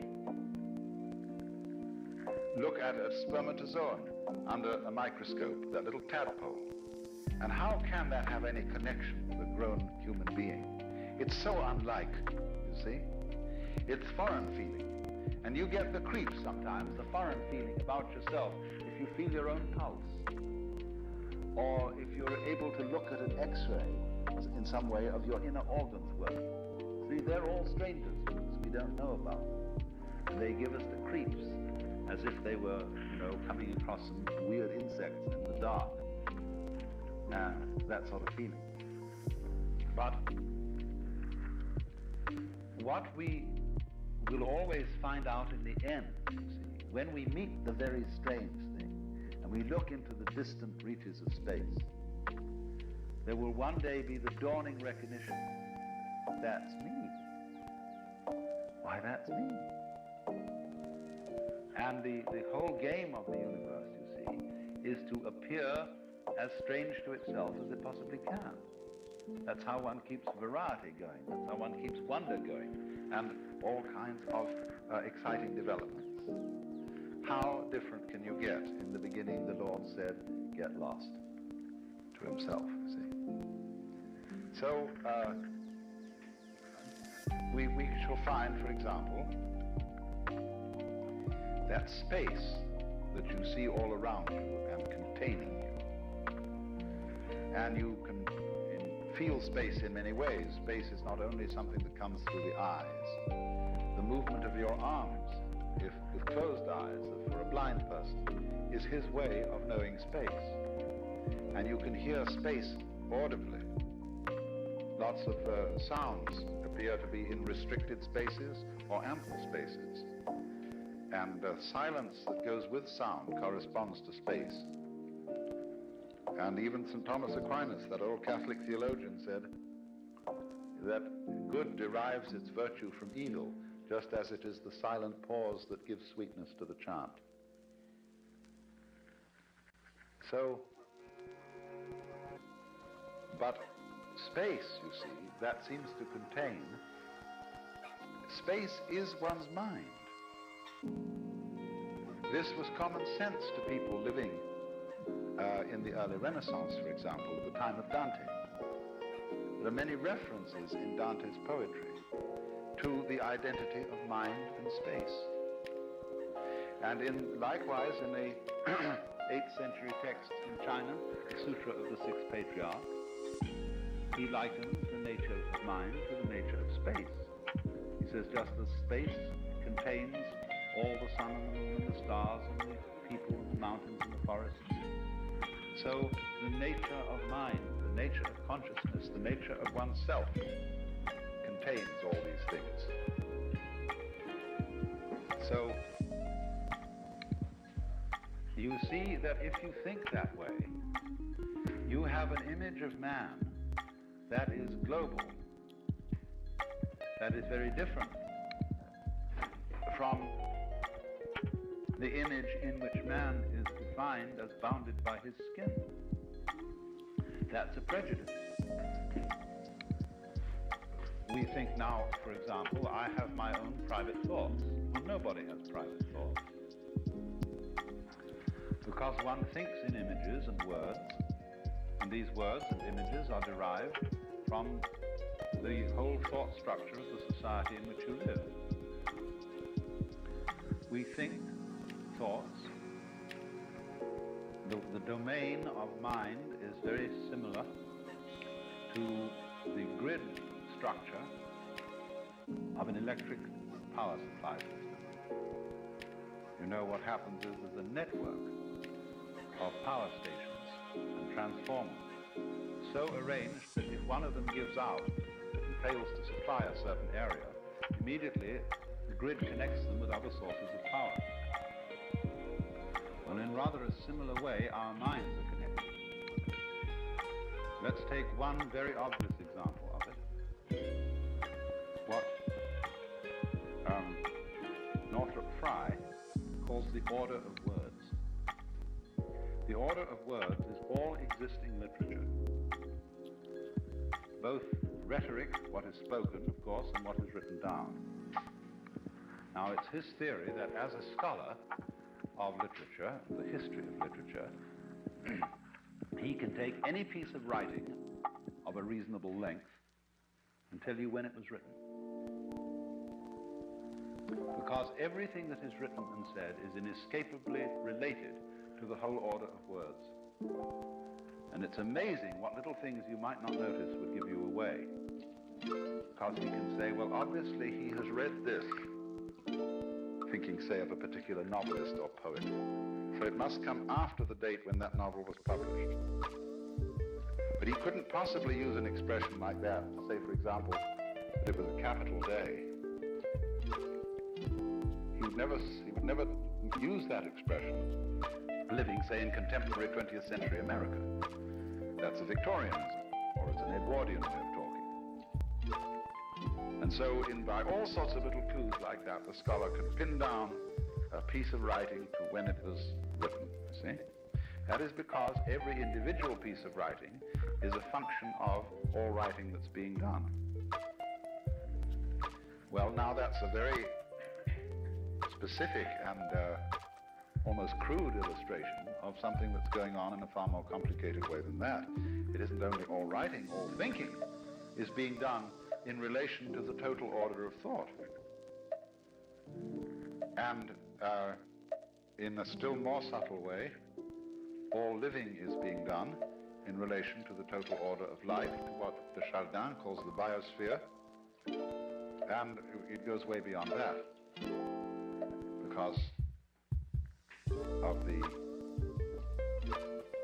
vast interplay of what we now call gravitational and electrical fields, which embrace everything that there is.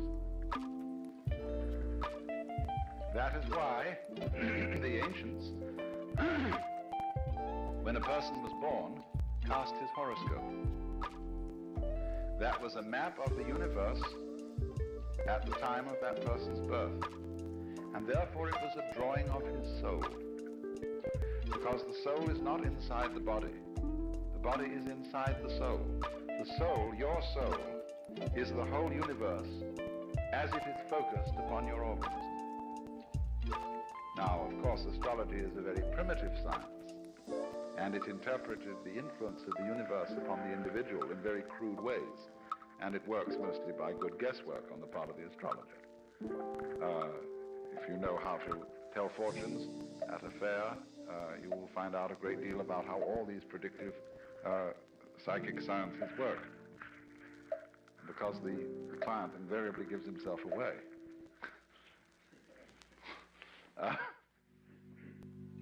Either by his anxiety to be told the truth or by his anxiety to conceal it. They work equally well.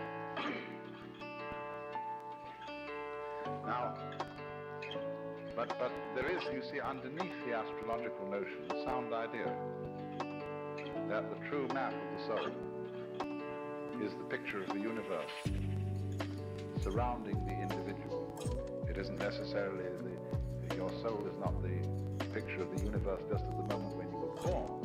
See, it goes along all the time you live, because the whole thing expresses itself through you. And therefore, in that sense, the map of the stars, the horoscope, etc., was an image of man in just the same way as we regard a picture of the human body as an image of man. And it's an image from a different point of view. It's a bigger image. It shows, in other words, that your mind is very largely outside your body. After all, it's inside too. It's simultaneous. You see, I cannot think.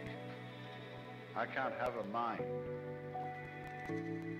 without seeing, feeling, and relating to other people. Without all the social institutions, not only language, but the laws, customs, the gestures, the rituals by which we relate to each other. All those things compose the mind. For the mind is a huge network of relationships and interconnections at a high level of sensitivity. Mind and matter are, of course, polar. They go together. They are two ways of thinking about the same thing, or shall we say two dimensions of the same thing, just like length and breadth, or just, shall we say, like shape and color. See, nobody ever saw a shape that wasn't colored. Nobody ever saw a color that wasn't shaped. And yet we can see there's a very clear difference between color and shape. But they always go together, they're always found together. Well, it's the same sort of relationship between mind and matter. And the difficulty that people have in trying to reduce one to the other, and saying, well, the world is only material, or saying, on the other hand, that it's only mental, is the same difference you would have in trying to reduce all shapes to colors, or all colors to shapes. The shape and color are made for each other, like a marriage made in heaven. They go together so perfectly, and yet stay so marvelously different. That's why the Buddhists say, difference is identity. Identity is difference. It sounds goofy, but it makes a great deal of sense, because what it's saying is a relational thing. That you don't know what identity is unless you know what difference is, and you don't know what difference is unless you know what identity is. That relationship between so-called opposites is called in the Chinese technical Taoist vocabulary mutual arising. So they say to be and not to be arise mutually. High and low are mutually posited. Long and short are mutually delineated, and so on.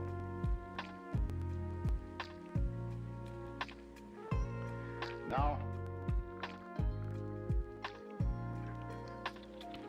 what we see then is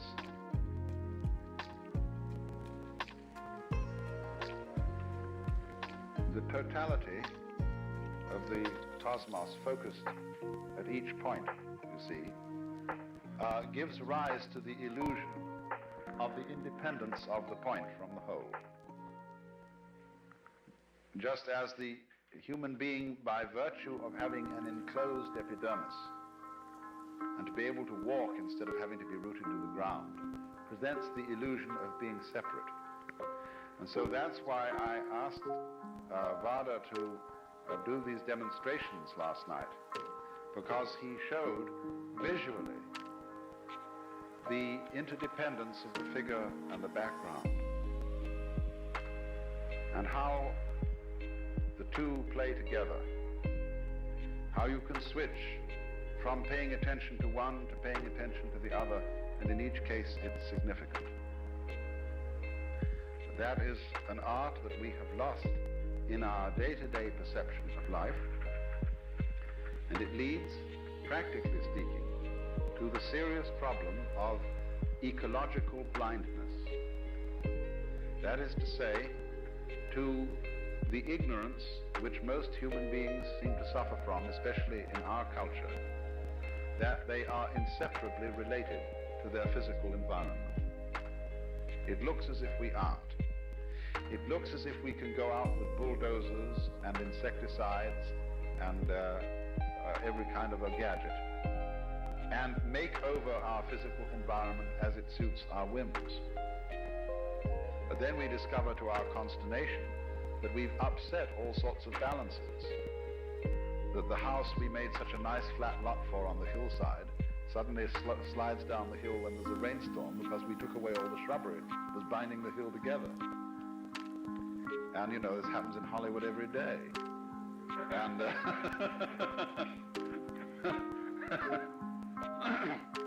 and nobody ever seems to learn. And that's, you see, this immense importance of overcoming the illusion of separateness. But people are afraid of that because they think it's communistic. They think that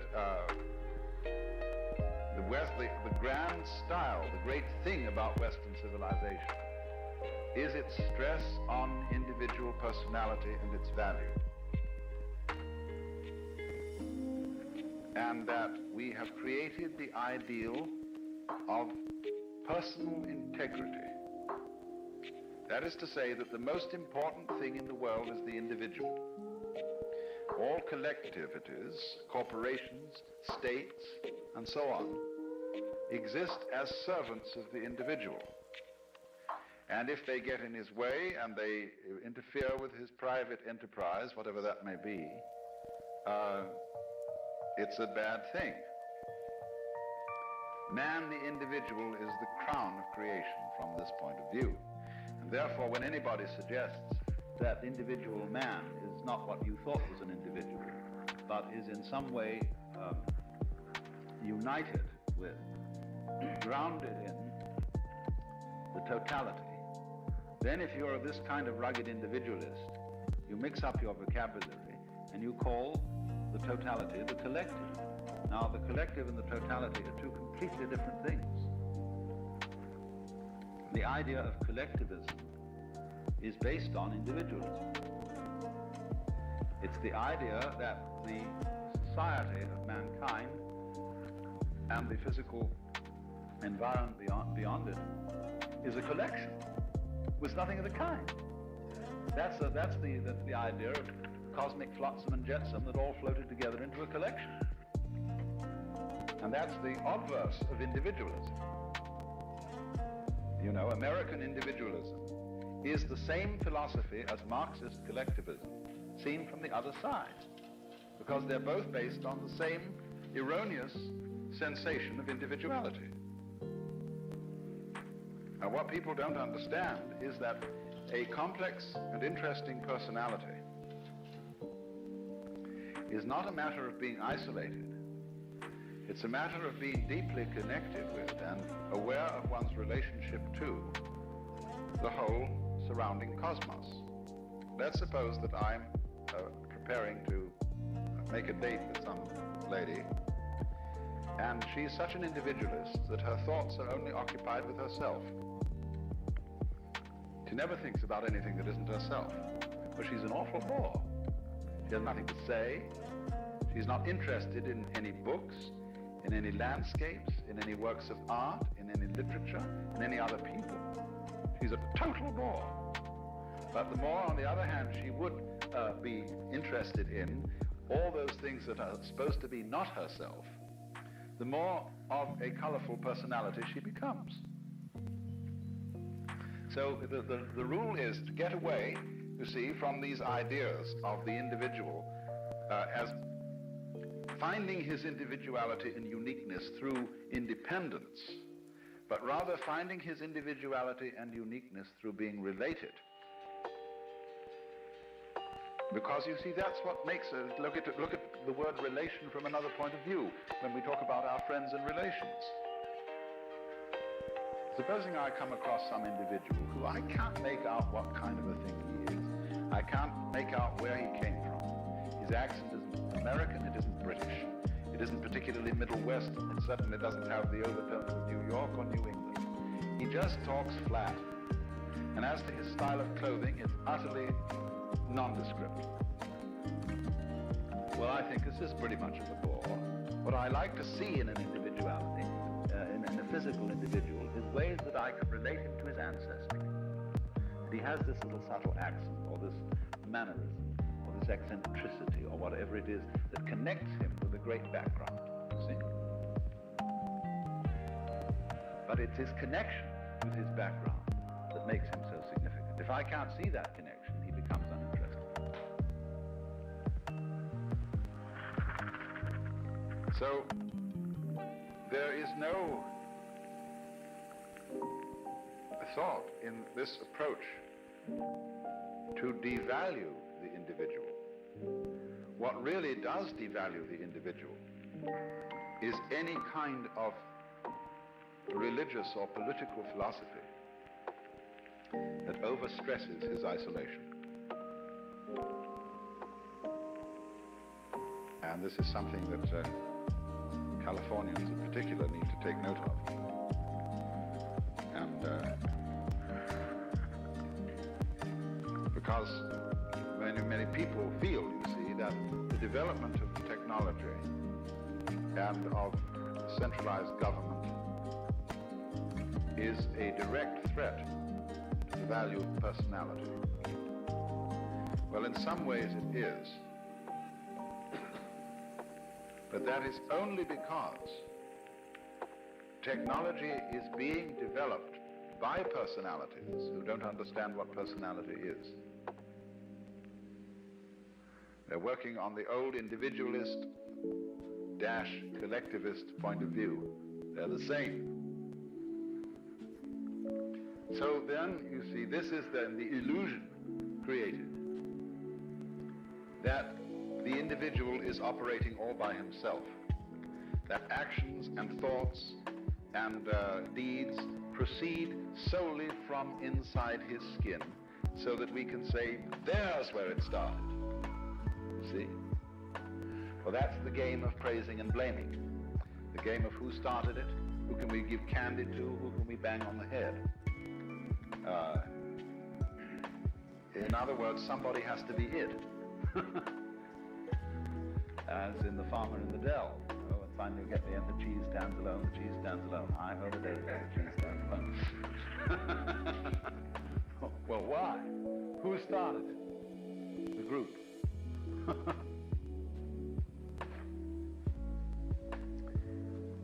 Well, another fear about this is that it absolves people of responsibility if they see through the illusion of separateness.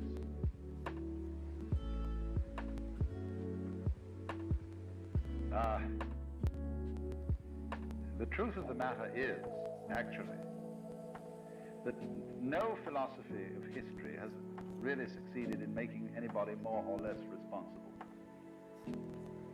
In other words, let's say that you are a Christian, a Catholic, of the old-fashioned medieval type, who believes that you've got an individual soul with free will, and that you're under responsibility to God to obey his law, and that if you don't, the most disastrous consequences imaginable will befall you. You will fry in hell forever. There's no evidence whatsoever that believing in that made people any more virtuous than they are today. None at all. Indeed, clergy who believed in all this owned whorehouses and all kinds of things. They were just as contemptuous of law and order as anybody could be now. And part of the reason was, of course, that the threat of hell was an unimaginable penalty like the H-bomb. It's just too big to think about, and really brings justice into disrespect because it uses such crude and clumsy methods. You know, it's like using a steam hammer to drive in tacks.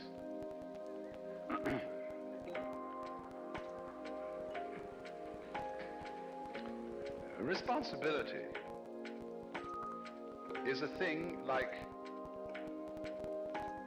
a nice face, which you either have or haven't. Certain backgrounds, certain interests, certain awarenesses of relationship create responsibility in some human beings. And they live that way not because they are giving themselves sermons and telling themselves all the time that they ought to be responsible. It's because they're intelligent enough to see that being responsible makes things very much easier for everybody all around. That's all there is to it. And of course that's all is a big all. You won't, what I'm saying is, the people who are frightened that other people will abandon responsibility, never did have any way of thinking that would guarantee that people would be responsible. There is no such guarantee. If there were, we should be automatons.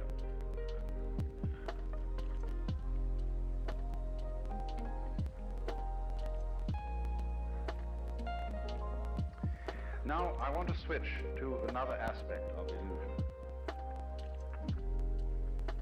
The quickness of the hand deceives the eye. And that is, of course, the great illusion of what we call matter.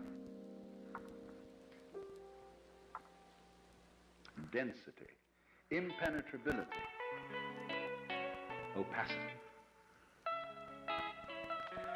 I find it hard to talk about the illusion of matter because I'm a materialist. That is to say, I like materials.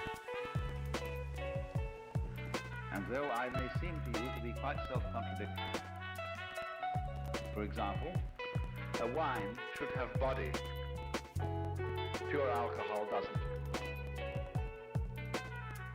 And it's terribly important in human character for there to be a blend of materialism and mysticism,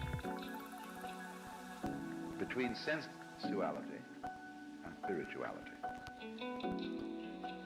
You see, people who are purely sensuous and materialistic get very boring. You can fill your lives with all good things,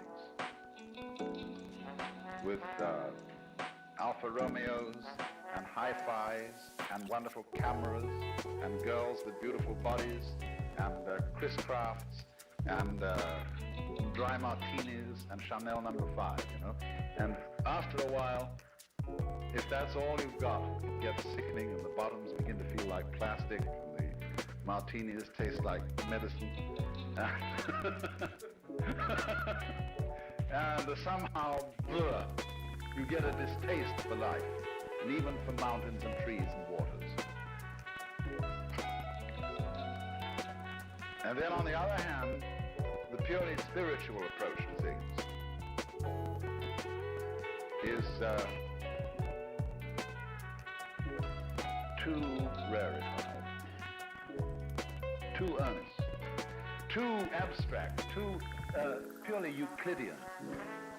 And the people who are intensely spiritual and don't have any sensuality are always desperately serious, colorless, lacking in humor, and never are able to meet one as man to man with a kind of a friendly leer in the eye. That's terribly important. They live at a level of frantic intensity. I see these two extremes need each other.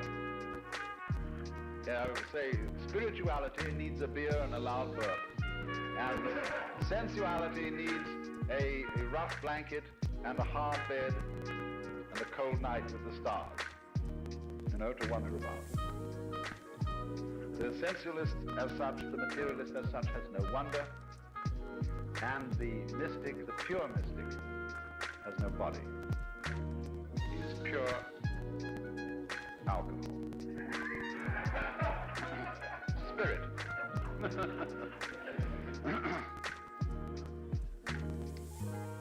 So,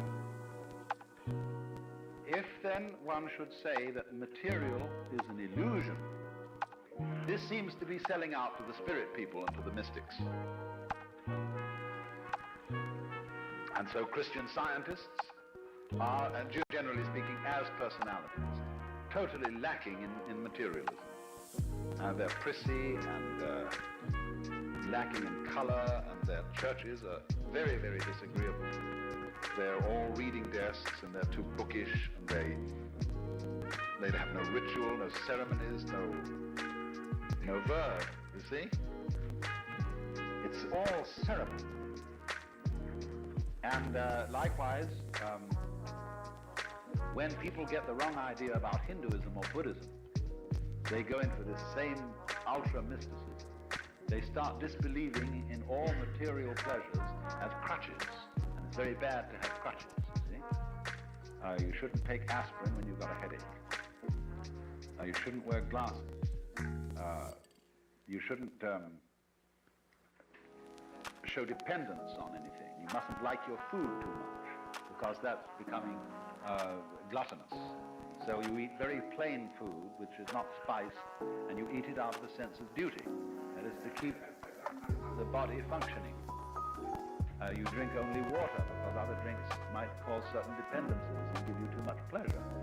And because the idea is, you see, you've got to control your mind, and keep it absolutely calm and still, so that you are not dependent on matter.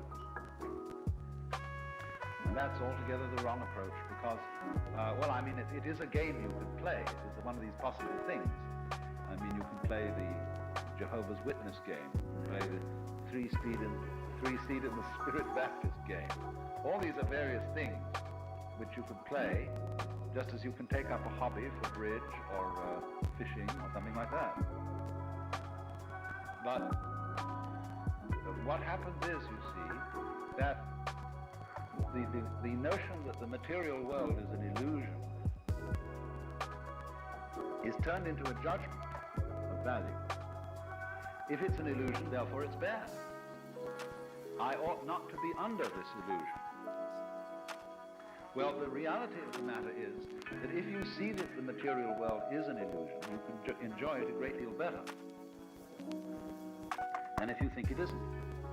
A true materialist, therefore, is one who knows that material is an illusion. Then he's not afraid of it. Then he can enter into the dance of material with real zest.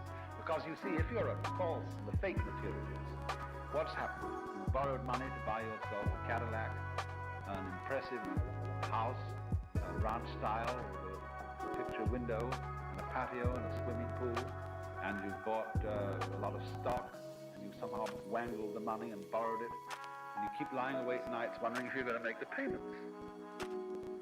Well, there's no point in that at all. How can you possibly enjoy all this jazz? That's the kind of jazz you want to enjoy, if you've got to worry about whether you pay for it or not. And you get hopelessly involved, you get commitments here, commitments there, and finally you have a nervous breakdown and shoot yourself. The only way to enjoy material is to disbelieve in it, just as one can disbelieve in money. Then you can have zest for it, see? Otherwise, it's much better to be poor. I mean, if you have no taste for this kind of life, and no real interest in it, but feel that somehow you ought to have it for status reasons, it's much better to stay poor. Not have any of that stuff at all.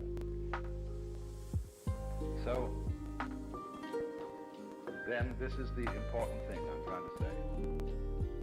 Material is an illusion, but a great illusion. And the point is to swing it, and not to run away from it on the one hand, or to get stuck on it in the other. Then you can play with it. It's like a wheel going round. If the wheel is too loose on the axle, it wobbles all over the place. If it's too tight, it won't revolve. But you kind of sit loose, you see, to this thing. Not too loose, though. Now, in what way, then, is the material world an illusion? Well, we know a lot about this now from our physics. And we know that what we call solidity is force, contained force. The agitation of particles or wavicles or whatever they are at such an immense speed that they become impenetrable to other agitations. So that when I put my foot on the floor, the reason it doesn't go through the floor is that the floor is coming into existence and going out of existence so rapidly that there is no interval through which my foot can penetrate. Like an airplane propeller, you can't put your head through it without getting it chopped off. Only that if it were going far faster still, it wouldn't even cut your head off. It would just be like banging your head against a brick wall. And it has to be going fast too within an extraordinarily small and restricted space.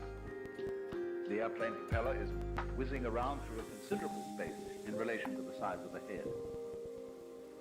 But if it were going much faster, but through much smaller spaces, you see, then it would be like banging your head against a brick wall.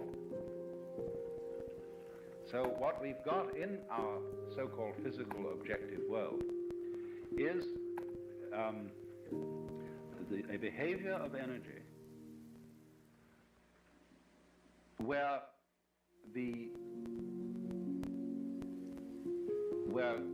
matter arises from it through its behavior in restricted spaces.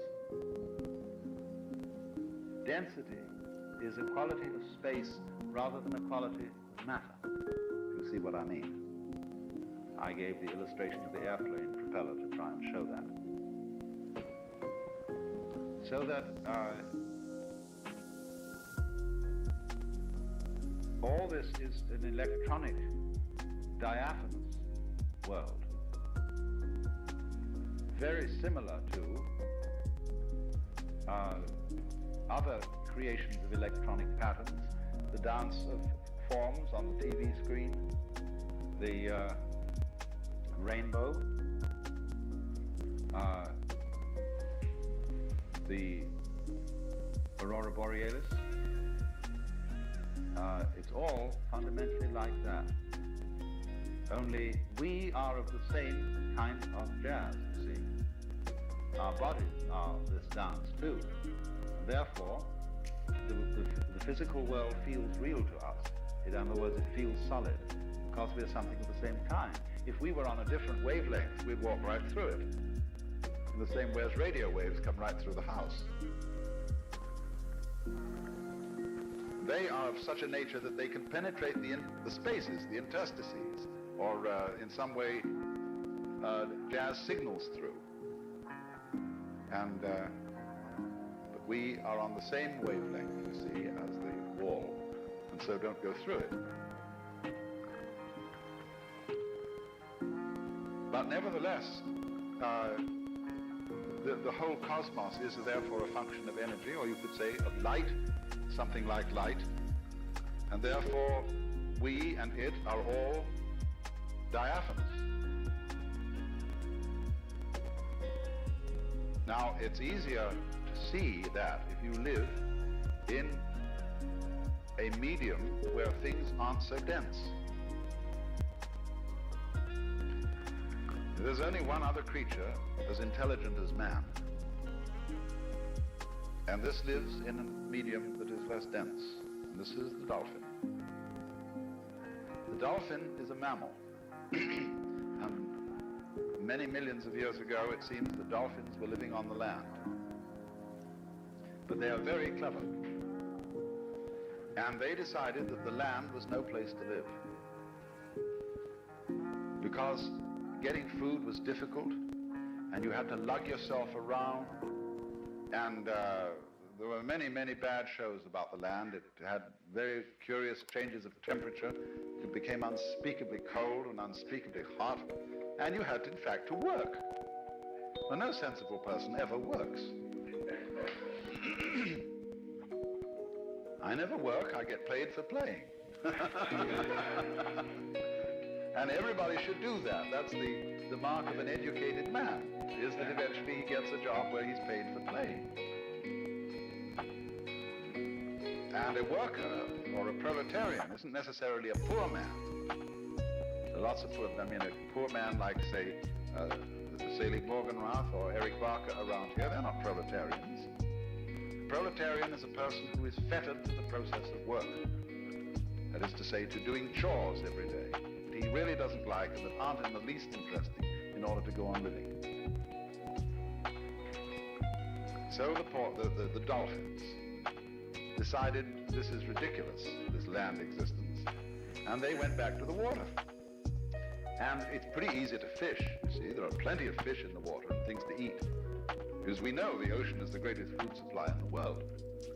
And when they'd eaten a few fish or whatever they need, they decided just to have a ball. So the dolphin can get abreast of a ship, get one of the wakes coming out on the side, can set its tail at an angle of 26 degrees, and be pushed along by the ship. And it's not going anywhere. There's no reason to go along there. As if it had to get to another part of the sea is pretty much the same all through. But they're just going, boom, and they chatter and dance, and they're really highly civilized beings.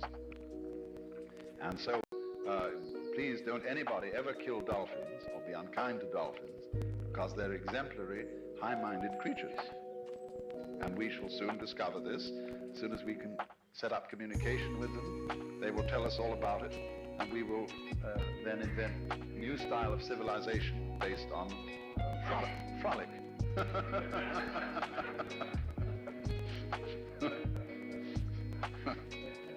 But you see, they dance in the mode of water.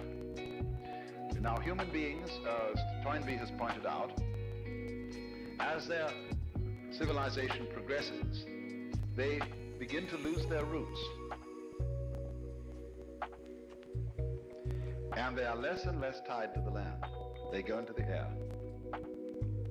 And what's going to happen if man develops without blowing himself to bits, if he can get over the hurdle, that dangerous point, is that gradually all roads are going to disappear. And the earth will have centers of human habitation, you see, but no roads. They'll be as obsolete as railroad tracks, because everybody will fly. And once the medium of air is much more fluid than the medium of water. And as we fly, you see, on the land, your values are all values of permanence, solidity, firmness. They're architectonic in the sense of our great stone structures, pyramids and things like that. But in the air and on the water, all values are fluid. And what you have to know to be a good airman is, of course, stars. Like whitethroats and other migrating birds migrate by the stars. Imagine. But once you start relating yourself to the stars, you realize that you're living in a universe where directions are all relative. And you become a being capable of existing in non-solidity.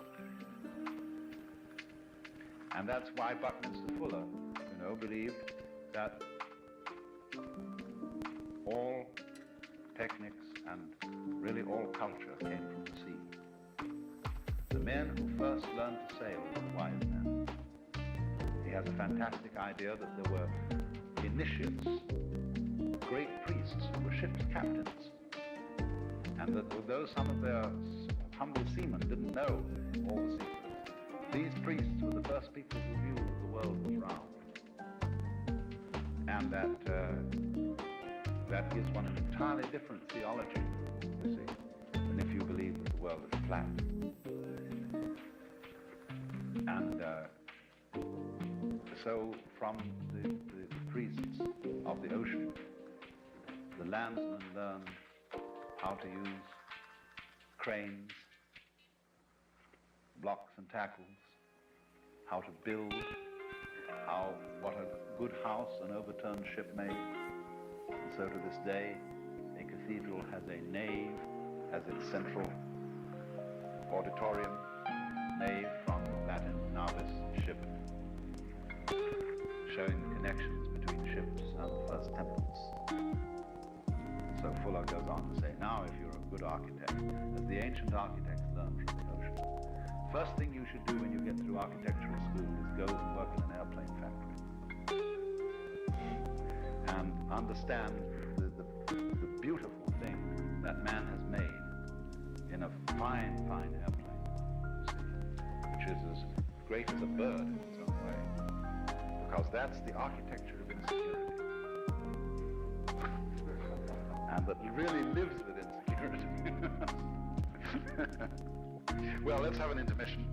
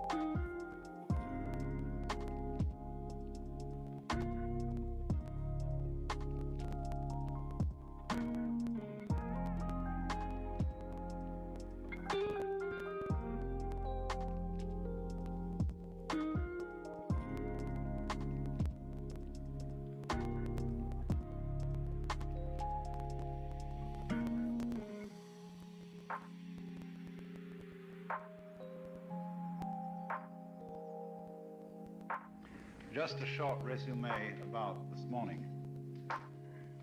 I was discussing the various meanings of the word Maya, which in Sanskrit means illusion,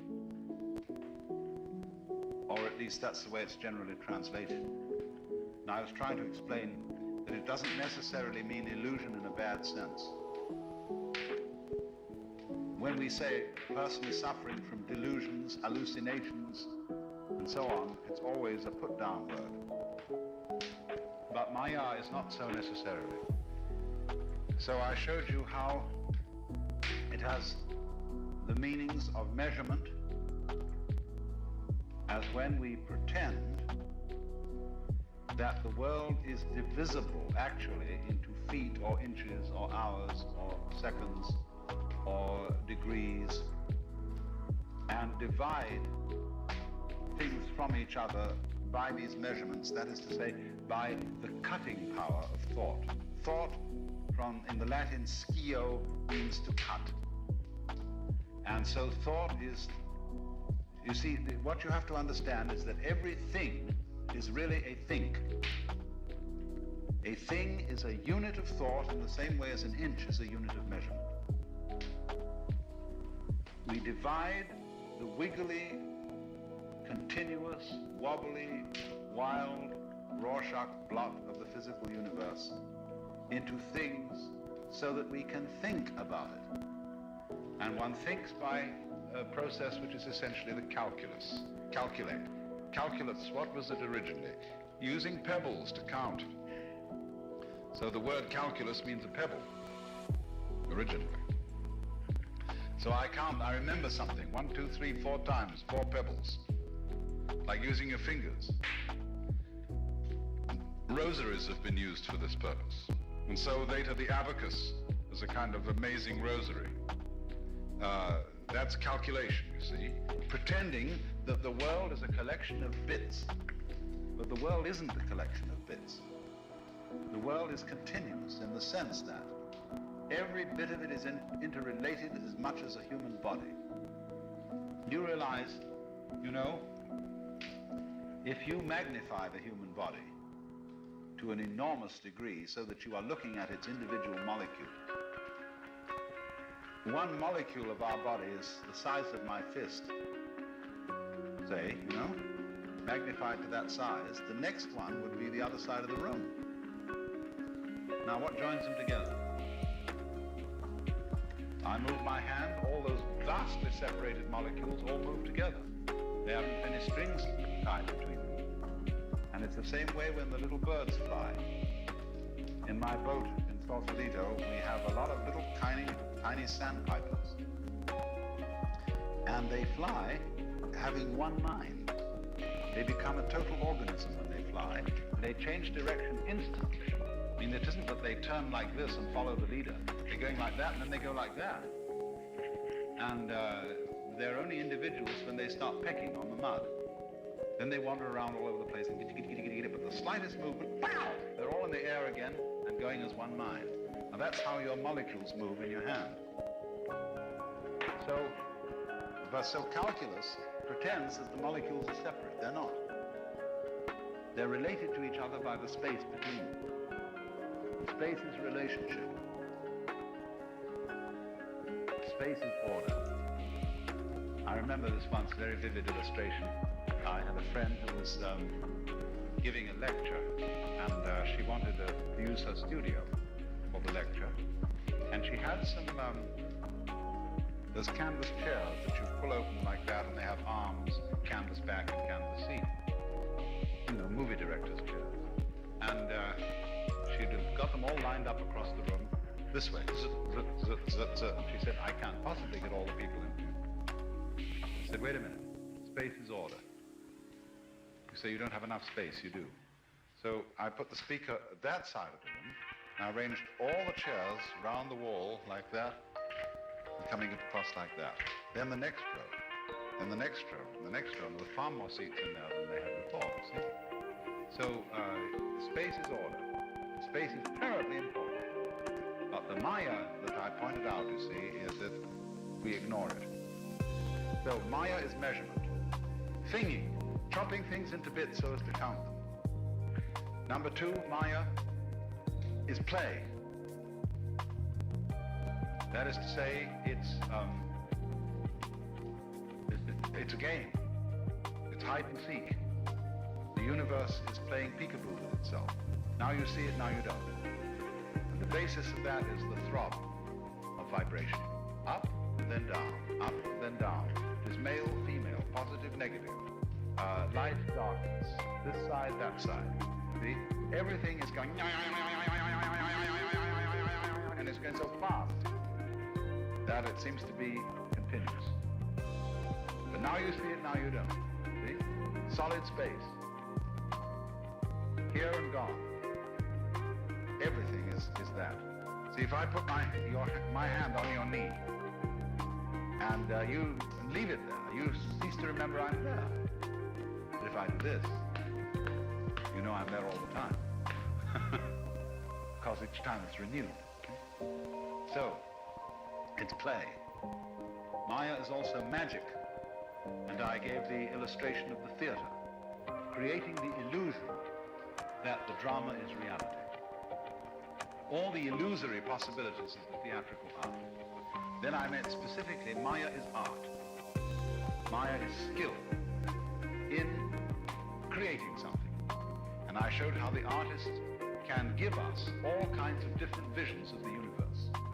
From the vision of, let's say, Giotto, with its amazing transparency, to Rembrandt, with its density, to the great Flemish painters like Van Eyck, who begin a photographic realism, onto the similar painters of the 19th century, and then through Picasso, and so on to splashers like Jackson Pollock, were all enabling us to see the world in different ways. by their revelation, and so the possibilities of artistry are infinite.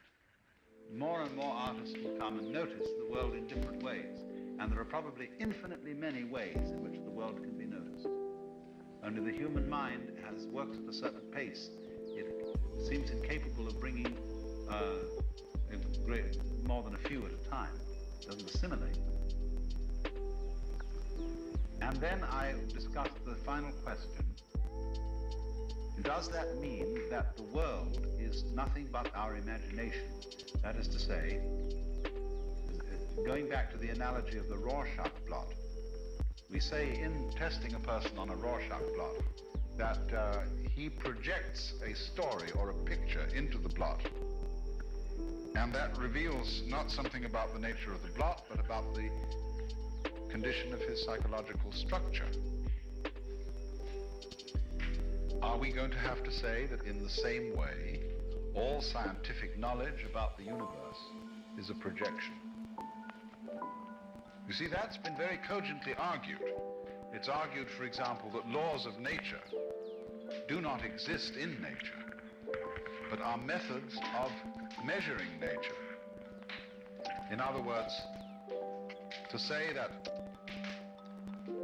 stones always fall downwards to the center of the earth, we invent for that the law of gravity. Now, is that a law? Is there something called the law of gravity which stones obey? Well, many scientists would say no. If the stone didn't fall to the ground, it would be a balloon. It obeys no law, it does that. And we make a law out of it simply because it happens regularly. If I regularly do what you tell me to, that becomes in human affairs a law. But nobody tells the stone that it's got to fall down. It just does so, because that's part of the definition of being a stone. If it didn't, it'd be a balloon, you see? Or a feather in the wind. So laws of nature are regarded by some scientists as tools invented by human beings. And to say that there is a law of gravity is neither more nor less true than saying there are 3 feet in a yard. Because we arranged it that way. Or there are 24 hours in a day. The laws are simply observed regularities. And we make these regularities by the way we look at things. We might not even notice that stones fell to the ground unless it was significant to us. But the difficulty of pushing that theory too far is that it makes the human mind ridiculously independent of the physical world. To say that everything is a projection out of the human mind would be to say that the human mind isn't really part of the world, but it is. Our being is continuous with the being of the whole universe. As I explained, each one of us is something the whole universe is doing, just as every wave is something that the sea is doing. And well, we are waves of the universe, and it's waving, saying, "Yoo, I'm here." And I'm called Alan Watts right now. But it's called so-and-so and so-and-so and so-and-so all around the room, but it's all the same thing doing this jazz. And I explained how we have been taught to ignore that and to be under the illusion that we're all doing it separately. Now, that was what we were talking about this morning. Now, I want to press one aspect of this theme, particularly this afternoon, which is the aspect of play. The distinction, you see, the whole point is that a man who knows woman, is it objectionable to you that we have to use man as the general word for human beings? Anyway, that the person who knows that this is Maya is, as I said, somewhat disconcerting because we know that he doesn't take life seriously. That is to say, he doesn't take it absolutely seriously. He takes it seriously up to a point. But as we might say, when it really comes down to it, he doesn't. Now, you might think that such a person would be extremely undependable. And therefore, he's ethically suspect. If he knows that all the distinctions between good and evil, between life and death, between the valuable and the non-valuable, if he knows that all those distinctions are illusory, would he not be, we're afraid, a very dangerous person? Would he fail to keep his contract? Would he steal when he felt like it? Would he bump somebody off when it suited his convenience? See? Isn't it more trustworthy for human beings to believe that there are absolute laws, that it matters absolutely that you never kill anybody, etc.? Now, this is a very fascinating question. And I want to suggest to you, first of all, that a person who believes in absolute laws is liable to be quite dangerous. Because he puts rigid structures in a place of higher honor than, oh, such a good old word, but no longer used, inwit. I-N-W-I-T, inwit. And what is inwit? The Chinese have a word which has to be the gift and the essential virtue of a good judge in the law courts. And this word, like this,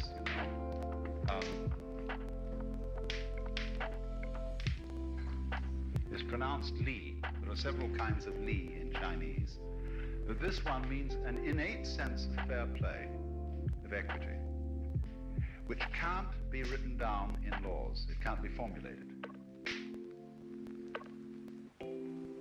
They also have a word for laws that can be formulated, which is zi. Looks like that. Because that character was originally this, when they had picture writing. 2 bars, that's right. And that's a picture of a bronze cauldron with a knife beside it. Because in very ancient times, when people brought sacrifices to the sacrificial cauldrons, the rulers caused the laws to be engraved on the cauldrons so that they would read them.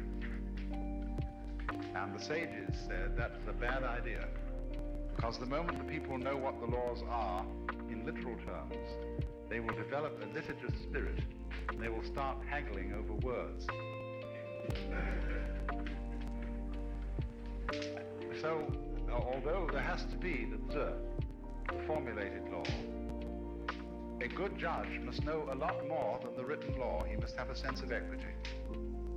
Because every case that comes to his attention is really different.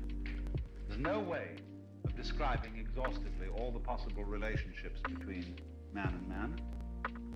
And so a judge has to have this sort of rule of thumb, like a good gardener has to have a green thumb, which is something beyond anything you can read in a book. So, the li is the sense of justice. Zi would be belief in absolutes, in that you must never do so-and-so, or you must always do so-and-so.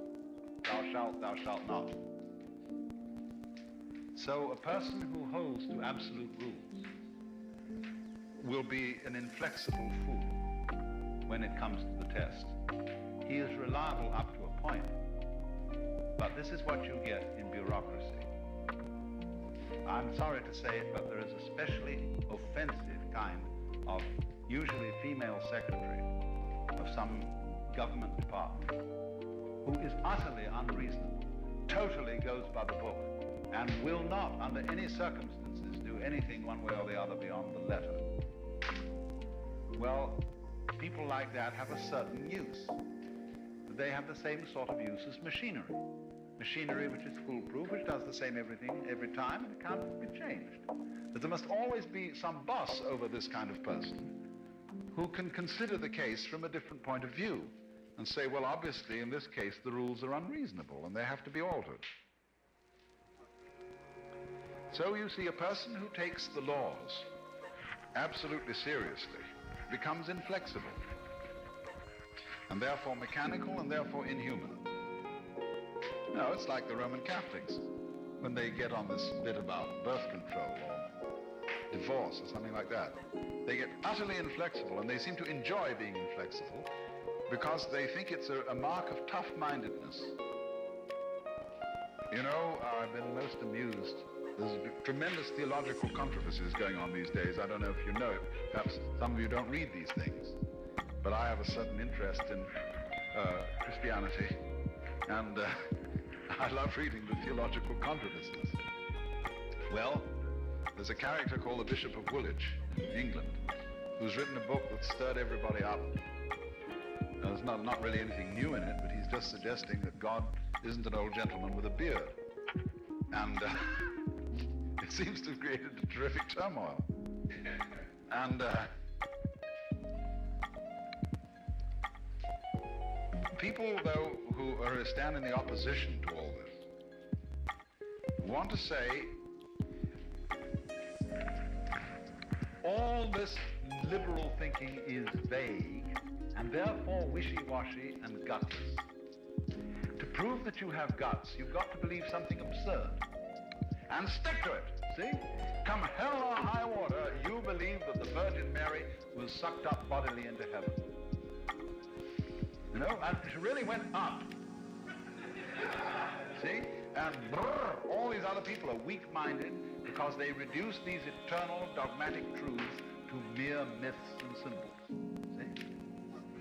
And they get a sense of masculinity out of this, just in the same way as some people get a sense of masculinity out of being fascists. They believe we've got a real tough political theory. Colonel Dammit Shoot 'em all, we used to call them in England. And they stick to this, and they think, I feel like a man, see? Or I feel like a real businesswoman, like Ayn Rand. You know, they like to be, I'm an individual, you see? Like that. But these people are inflexible fools because they have no give. They don't know when to give. And the whole art is to have a certain rigidity in life, but always to know when to give. See? That's judo. So in the same way, a person who takes life absolutely seriously doesn't know when to give. And he has this idea, you see, that life is a contest. And that we got to win. And we've got to win. Now, if you go into a battle with the idea that you've got to win, you get nervous. It's like walking across a wall with a big drop on one side, feeling that you've got to stay steady. You start worrying.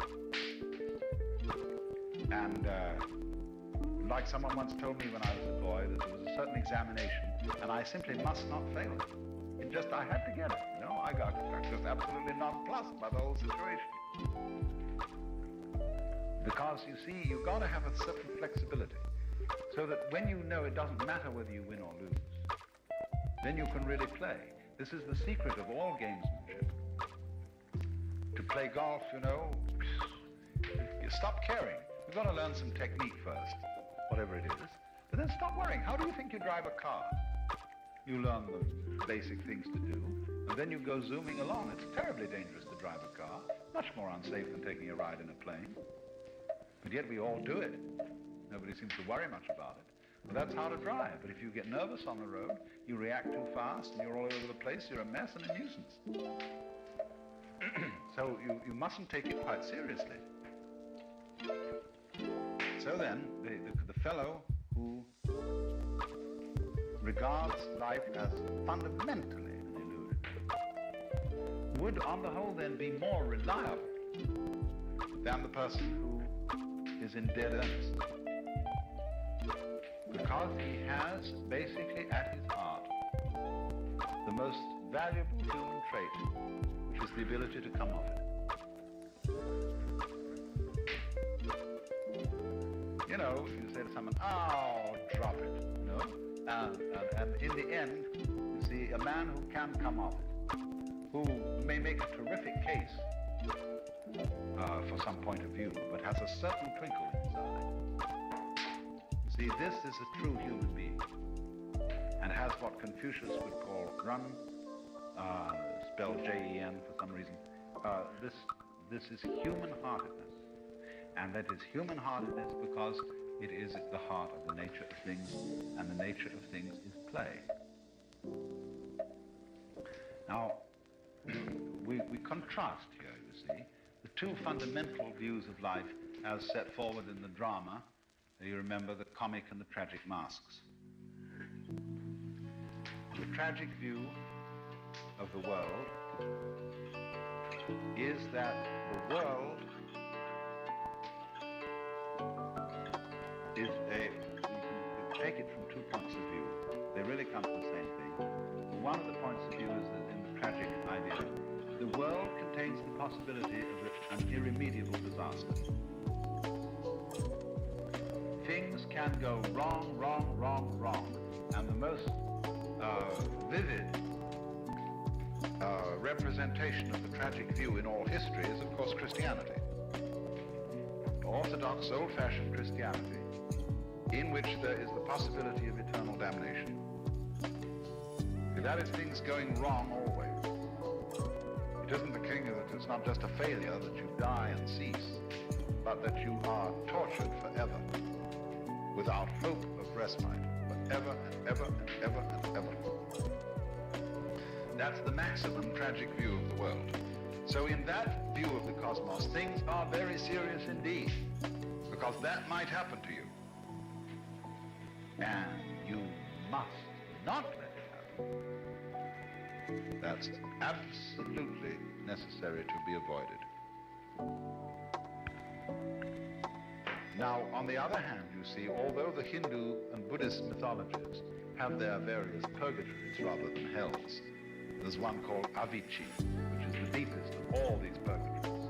And the souls that get lost in Avicii are there for an unendurably long time, many kalpas, and a kalpa is 4,320,000 years.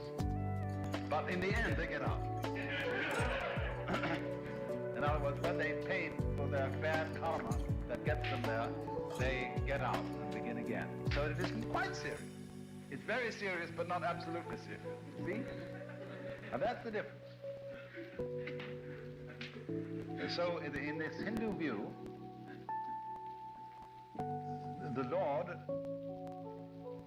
in his Maya creation of the world, creates terribly serious situations. He scares himself out of his own wits by playing that he's all of us, and imagining, forgetting who he is, you see, or what he is, and imagining that he's us, and he is terrified, or thinks he is, by all the situations of life.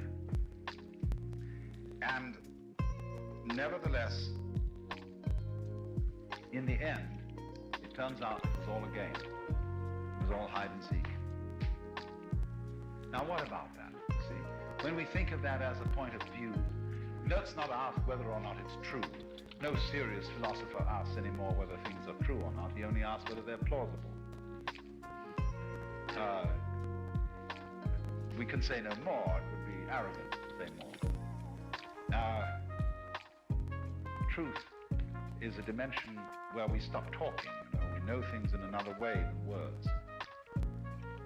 But it is plausible because we could say, well, does a thing have to be absolute to be important? It's important that we make a distinction between good and bad. It's not good to murder people, generally speaking. See, that's important. But to make it important, do we really have to make it absolutely important? See, I tell you, the religious mentality or not only the religious mentality, but it's the kind of mentality you find around. What's the real secret of it is it loves to have something to condemn. One of the biggest kicks a person can have is to feel righteous indignation. And also, people who go to church love to be lectured and scolded. A real scoldy sermon from a Baptist preacher is a big, big bang. And they come out feeling so satisfactory. So, supposing then we say, well, in the end, all the sinners and the dreadful people who lived in the world will realize that they were manifestations of God like everybody else. And some people stop and think about that and say, oh dear, very dangerous doctrine. What they're really worrying about is that they are not going to have the satisfaction of seeing those people they don't like writhing in torment forever and ever. Now who ought to be fried in hell? You know?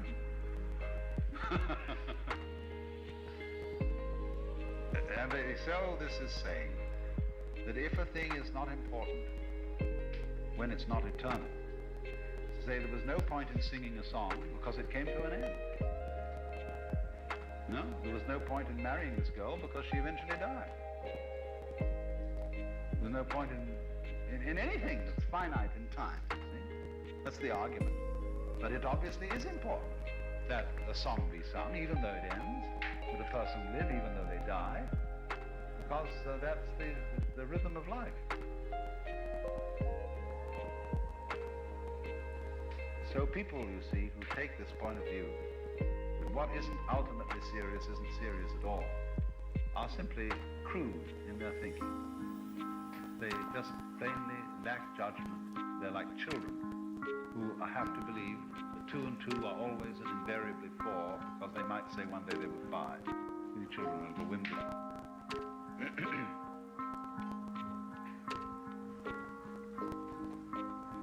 So then,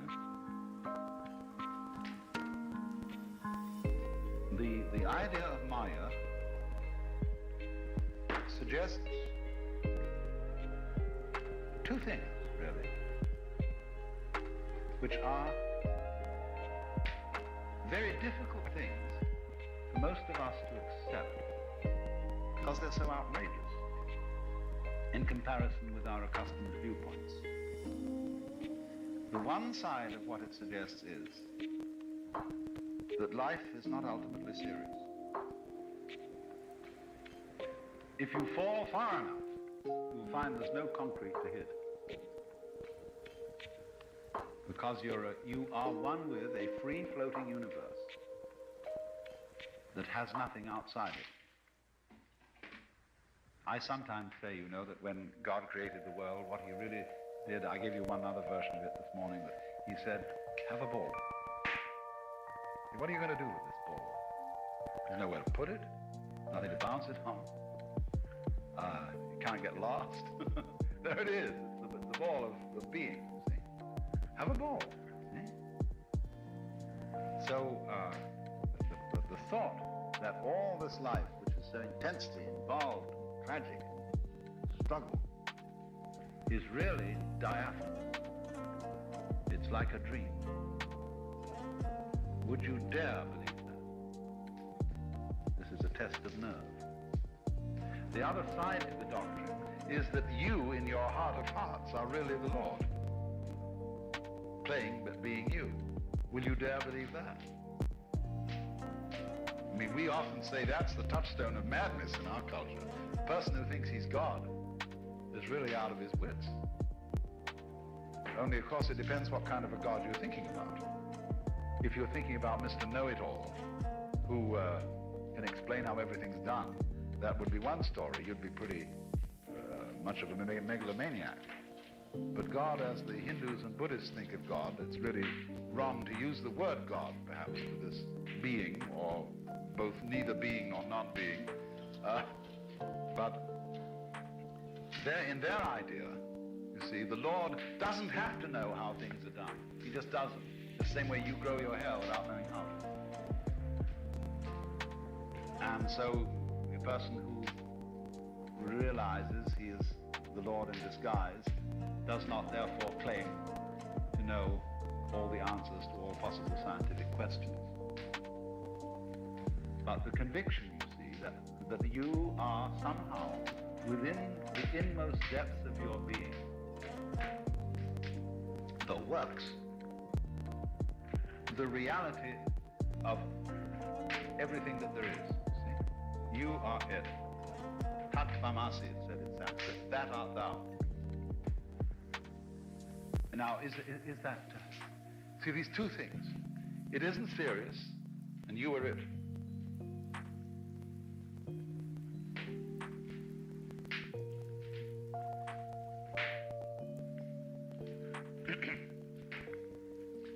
We react in our cultural background against these things because they seem to be haughty. They seem to be fantasy, fantastic, claiming too much, getting too big for one's boots, because we're used to feeling that we are right if we cringe. The moment we start talking ourselves down, saying, well, I'm just a little fragment of dust, I'm nobody, I come into being, I disappear, I'm a mess, I'm imperfect, I don't know anything, etc., etc., etc., we feel safe when we do that. It's like feeling that you're right when you hurt. Oh, I bless the good Lord for my boils, for my mental and bodily pains, for without them my faith all congeals, and I'm doomed to hell's never-ending pains. How very good it is for me to hurt so much. We've been brought up to feel that way. And also to be very careful about letting anyone know we're happy. Because the gods might overhear. And it's not good for you to be happy. You might get uppish. You might have hybris, pride, and start boasting to the heavens. And then the old gentleman would get annoyed because the old gentleman was pretty insecure. And he doesn't like the children rushing around and stamping their feet. Something might happen. They might go too far, you see? So, to you. So then if we think, oh, but I say, excuse me.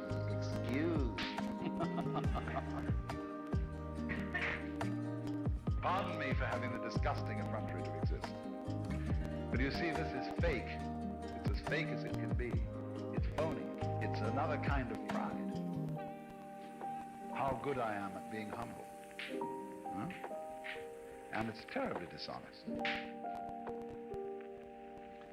And, but it is something that our cultural attitudes take very seriously. And the trouble is that having taken this seriously, and having felt for so long, through literature, through schooling, through attitudes of teachers and preachers and parents, that it's good for us to be humble. When we revolt against it, we go make the opposite mistake, you see, of being unnecessarily cocky. Because that's compensation. There is no need, you see, to take on the universe and say, I'm man, I'm the works, I'm the Lord in disguise, and all this, get lost. You don't need to do that. If you really know, you see, as I said at the end of this morning's talk, to believe that you are the disguised Lord is unnecessary. It's a form of doubt. So in the same way, to assert it in a kind of defiant way is also a form of doubt. Although, please remember, you're perfectly free to do that. Don't get caught in it by feeling that you oughtn't to. You know, I remember when I was a child, we used to read that the sin against the Holy Ghost was unforgivable. I always wonder what the sin against the Holy Ghost was. And there'd be a little thing at the back of your mind whispering, damn the Holy Ghost. To hell with the Holy Ghost, you know? Just, you're absolutely sucked into it by the very prohibition, the kind of vertigo where a person looks over a precipice, feels he's got to throw himself down. That's a funny thing in human psychology. So, in many forms of symbolism that you find in the Orient, there is the idea of the liberated man who knows who he is, as the man who can't be fazed. You know, for example, that Bodhidharma, who's supposed to have brought Zen to China, is made into a toy in Japan, which is like a shmoo, only it's this shape, and it's weighted so that you can't knock it over. Push it down, it always springs up. And this is the sort of figure of this. It says a poem, 7 times down and 8 times up, such is life.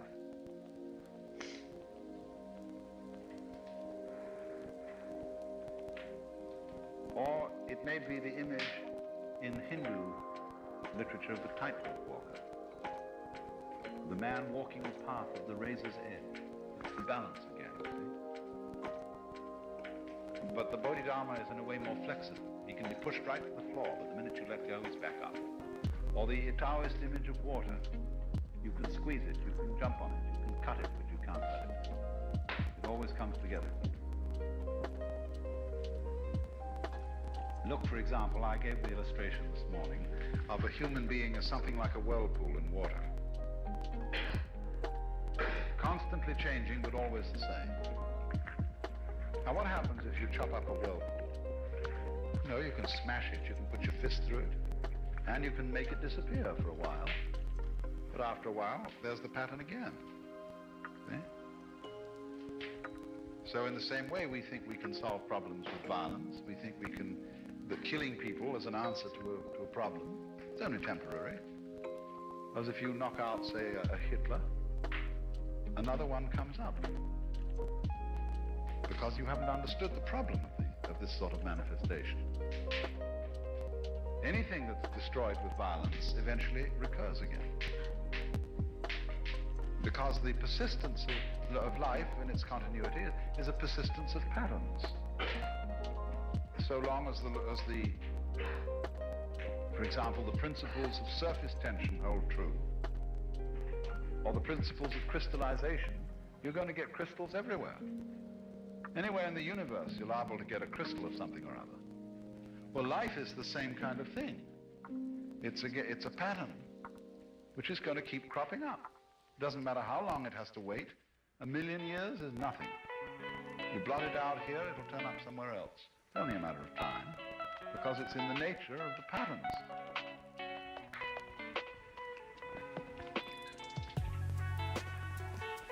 So in this sense, then, let's review these 2 ideas. It's, first of all, seriously speaking, sincerely speaking, I should say.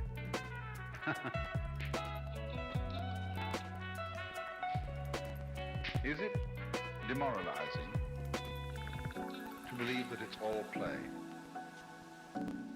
That at the last minute, when the screaming memes are right on and everything is awful, at the very last minute, will you wake up and find it's a dream? You could say, I hope so. I hope so. But life sometimes gets so black that it's impossible to hope so. You know it's the end. Now, I remember once a marvelous conversation with Count von Durkheim, who is a kind of German Zen master. And he said,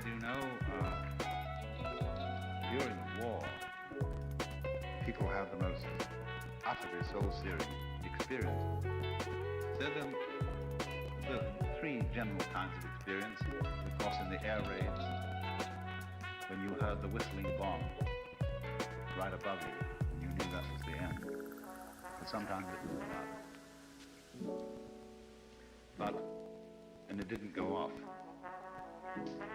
But you resigned yourself as you heard that scream, and completely accepted the fact that you were about to cease to exist. Or else you were in a concentration camp, and you saw absolutely no hope of ever getting out alive. Absolutely none whatever, and you gave up. Or he said you were displaced. The town where you worked and you had your occupation was erased. And you were a person with absolutely no background, no career, no future, nothing. And you accepted it. Now he said so often in all these cases, the individual concerned had the most extraordinary experiences. They had, in other words, the cosmic consciousness. Satori. They woke up. They realized that there was really nothing to worry about at all. That I, the real I, not the superficial ego, the real I, is the whole cosmos.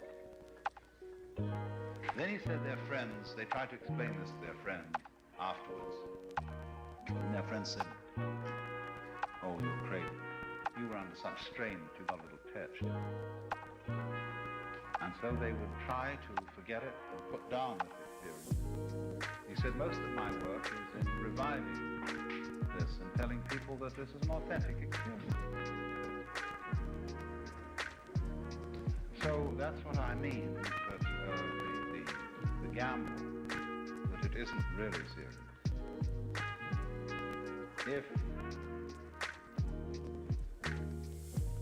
you don't, at the last moment, see, as it were, call in the police. You don't scream for help.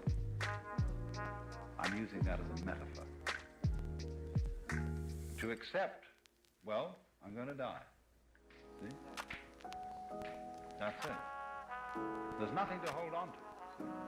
The moment you really stop holding on to anything, because you see there is nothing to hold on to, what happens?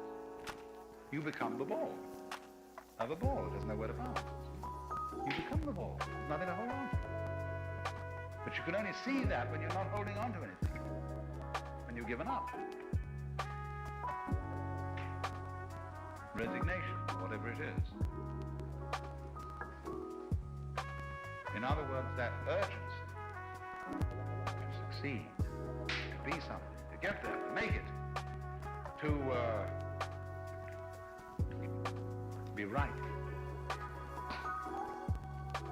When you see, you can't, and you give up. You get reborn, because that's the death.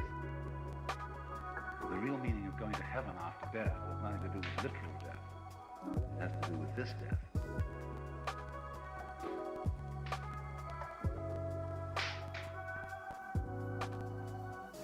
Now the other side of the picture. What about the notion that you're it, Tatvam Asi? Not only that it isn't serious, but that fundamentally, right at the root of things, you are the ultimate reality. Not you, as I repeat, as this apparently separate ego. That is a kind of phantom, like the equator, the social institution. But the you, which, as I say, grows the hair and blues or browns the eyes, and so on.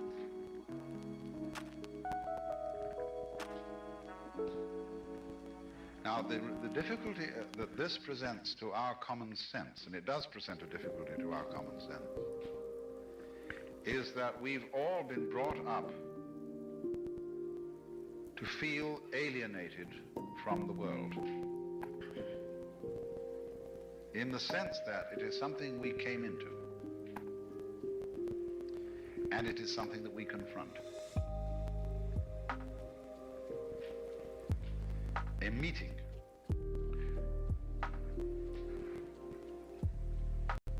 We face it. So we face facts, we face reality. We encounter. Martin Buber's emphasis on dialogue, on I-thou, the confrontation. See? This is a silly notion. At least, it's silly if it doesn't have something undergirding it.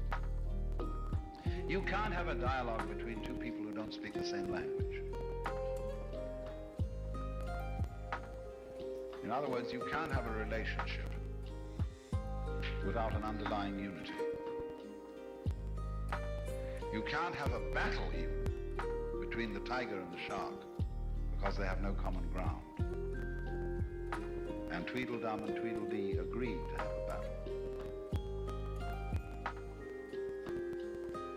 So underlying all conflict in nature is common ground, unity. Because even when we say that two things are the poles apart, that's a way of saying they're connected. Because the whole Earth joins the two poles. The whole magnet joins the North and the South poles. So, just as we have been taught to ignore the background behind the figure, the space behind the solid, so also we've been taught to ignore the joining link between the two poles. I once said that the way most of us think, somebody asks for a banana, he ought to be satisfied with just the two ends of the banana. When you can go so fast from San Francisco to New York that the intervening United States is abolished, San Francisco and New York become the same place. And so there's no point to going to New York. But just if there's a distance between them, so some difficulty in getting from one place to the other, so that not everybody in New York can go to San Francisco, not everybody in San Francisco can go to New York, then they're different places and it's worth going there. So also, for the two ends of the banana to have any significance, you've got to have the banana of which the two ends are ends. So in the same way, each individual isn't something that comes into the world from nowhere and confronts it, or from somewhere else altogether. And the universe is not a kind of heap of flotsam and jetsam that happen to collect in space like a bunch of old rubber tires and broken logs in some little nook on the San Francisco Bay. Because there was the bay underneath the whole thing, you see, actually. So in the same way, to think, see, the Christians have, and the Jews, to some extent, have got over this idea that we are created out of nothing. Now, of course, there's an esoteric sense to that. In a way, a maya, an illusion, is a creation out of nothing. Suddenly the magician makes a phantasm to appear in the empty room. In a way, that's a creation out of nothing. See? He does it, say, by hypnosis, magic. But this idea of being created out of nothing has certain psychological and moral overtones or undertones in which you are supposed to be nothing, down to the marrow and core of your existence. See, what that means is, psychologically, there's someone wagging his finger at you and saying, never forget that you are really a jerk. You see? That you're a little worm. You don't deserve anything. You exist entirely by the grace and pleasure of another. And the sooner you grovel suitably to acknowledge this, the better. Because the consequences of saying this and the meaning of saying this is what's going to be done about it.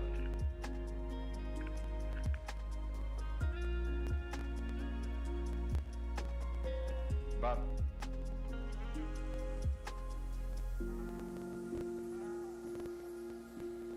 so there's the choice, you see, in your thinking, in your myth-making, in your imagination.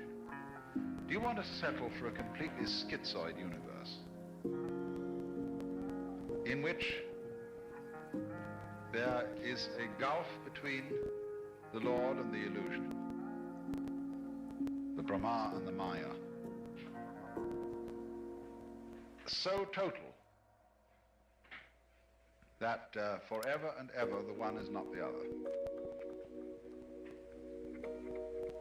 Or would you rather have a unified, integrated universe in which the Maya is something that the Lord is doing? It's his act, his play, or its act. I don't like masculine personal pronoun. Her act, the Great Mother.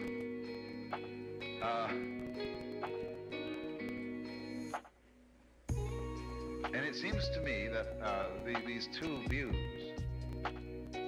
are sort of like this, you see. We could diagram them.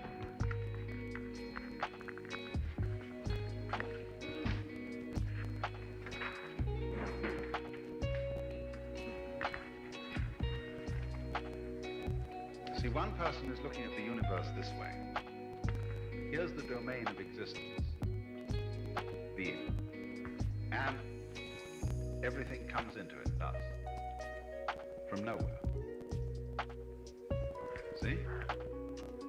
That's one way of looking at things. How this ever got together, you can't even think. You have to turn your mind inside out and get this kind of collected flotsam and jetsam idea. The other diagram is this.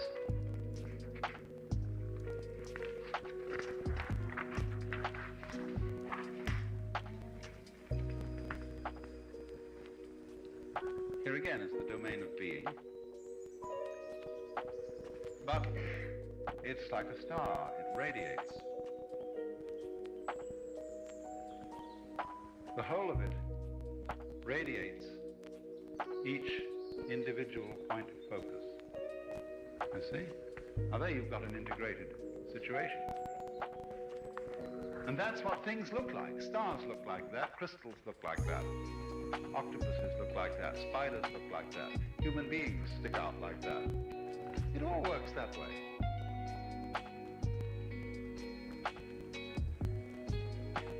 Because underneath the differences, there are the differences all the way around, is the unity. If you don't know unity, you don't know you're different. They go together.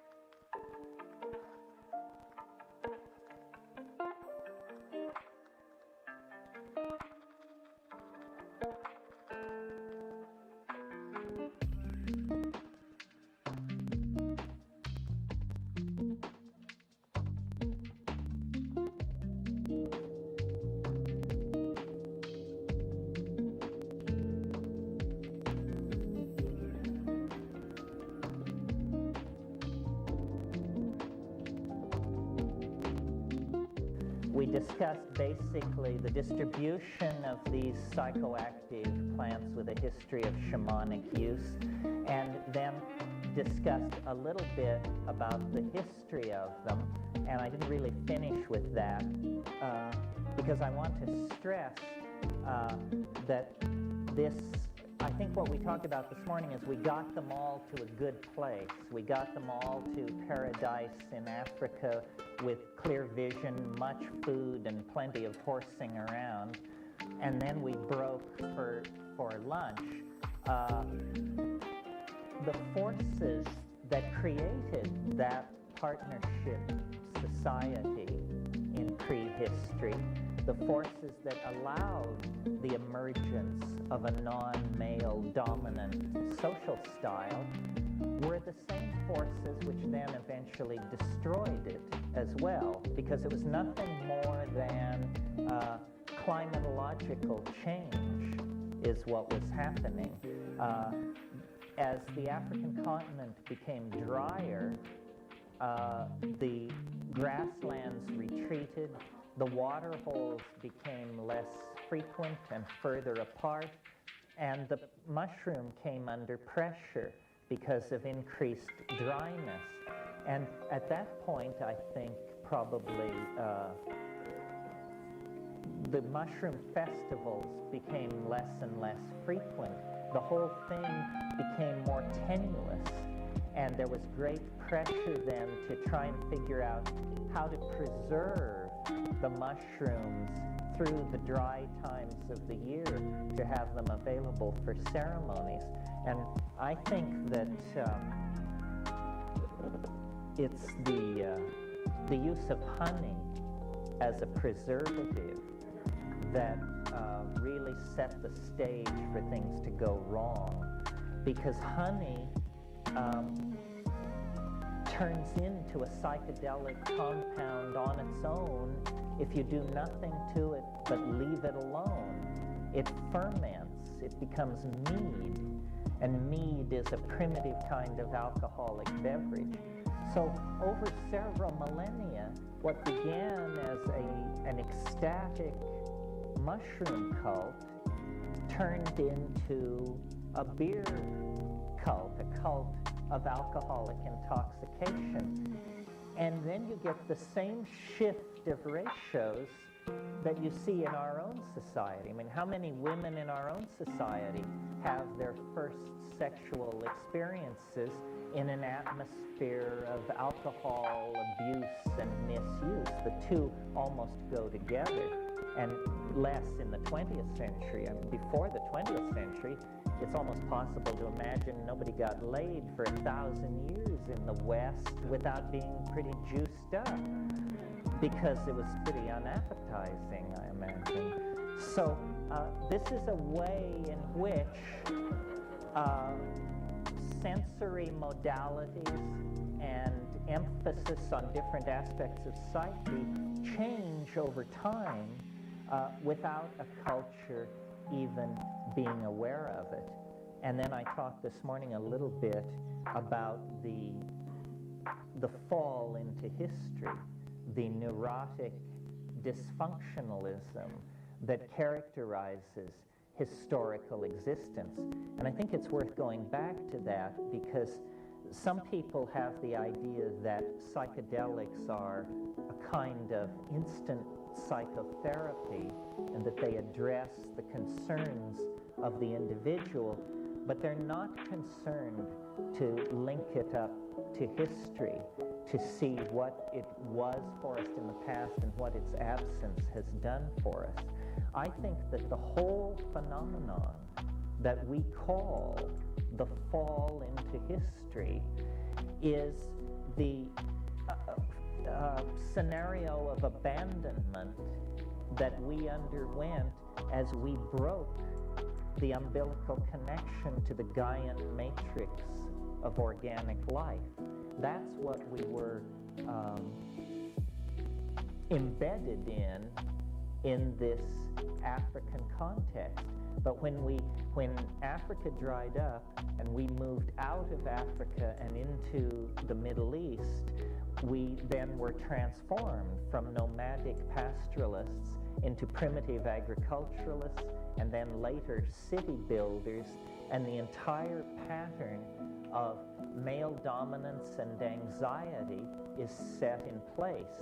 If you look at the world of 7000 BC, the most sophisticated human structure on the earth of, let's say, 7500 BC is at Jericho in what is now Palestine. And what is it? It's a grain storage tower built at Jericho 72-75 BC. It indicates that the primitive pastoral nomadic form has given way now to an agricultural form that allows for the accumulation of surplus, and hence the need to defend same, and hence the establishment of have and have not psychology, and so forth and so on.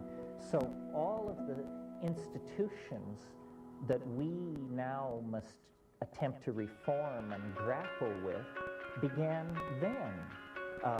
Urbanization, kingship, male dominance, representative politics, all of these things begin then and are further exacerbated a couple or 3,000 years later by the Western decision to go with a phonetic alphabet as a method of communication.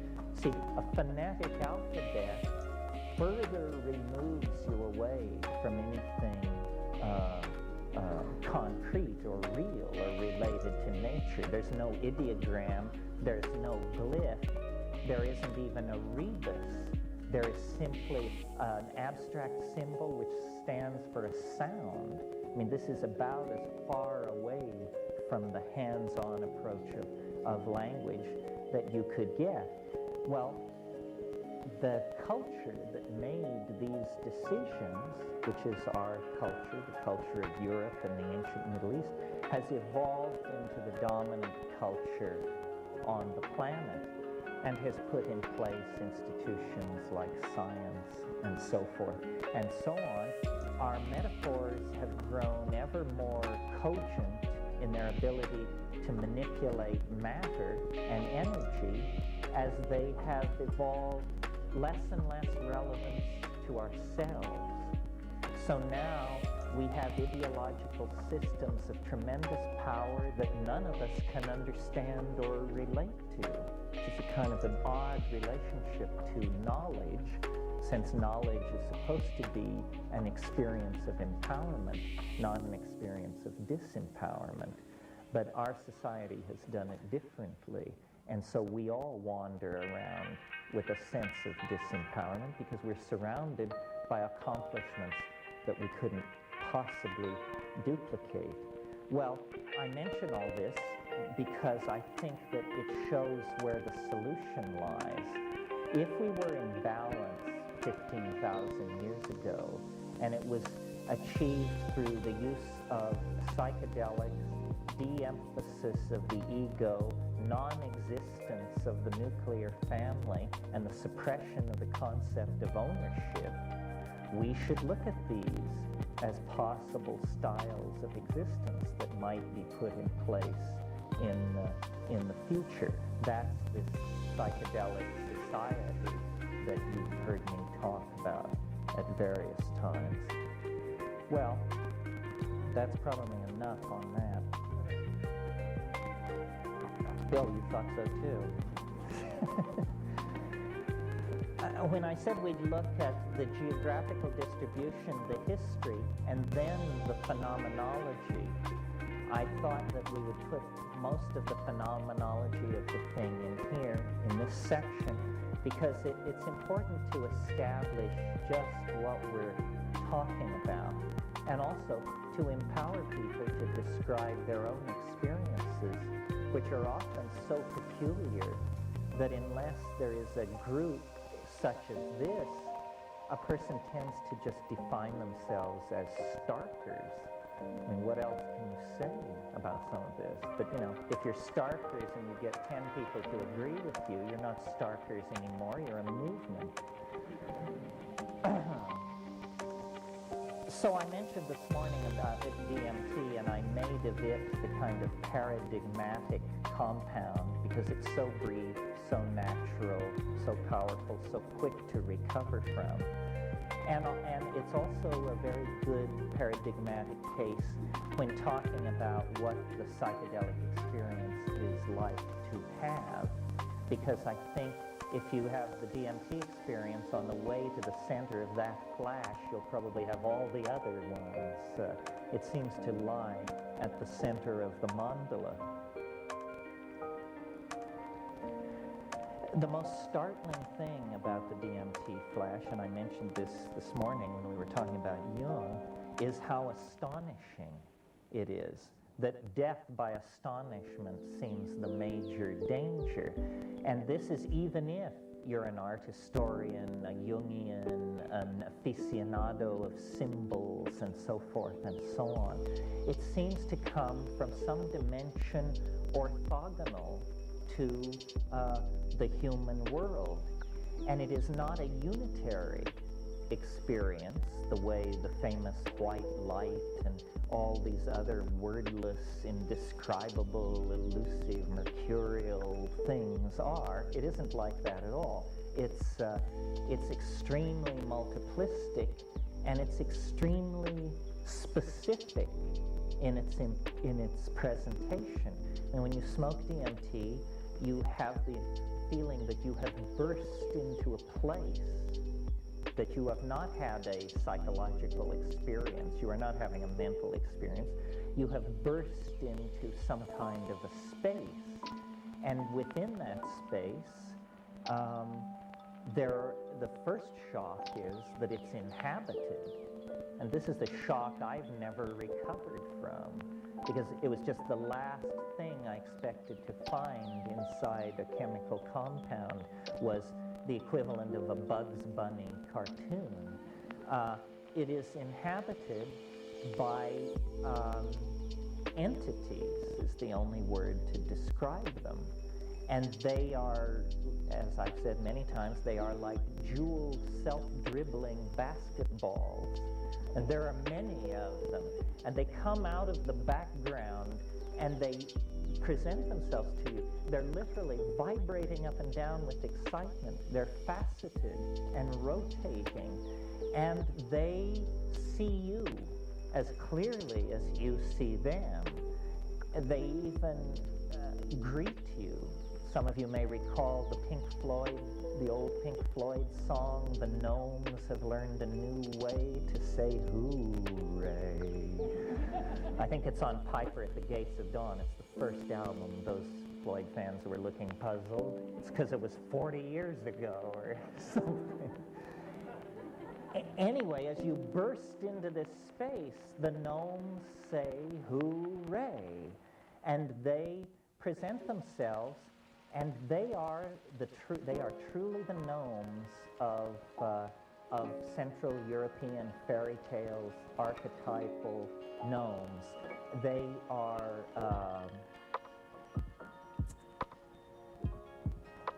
they're very humorous. They're very mercurial and delightful, but I think it's Jung warns against the humor of the spirit Mercurius, because it can turn on you. It's not a friendly humor. It's too crazy. Too many plates are being thrown. Too many cars are exploding.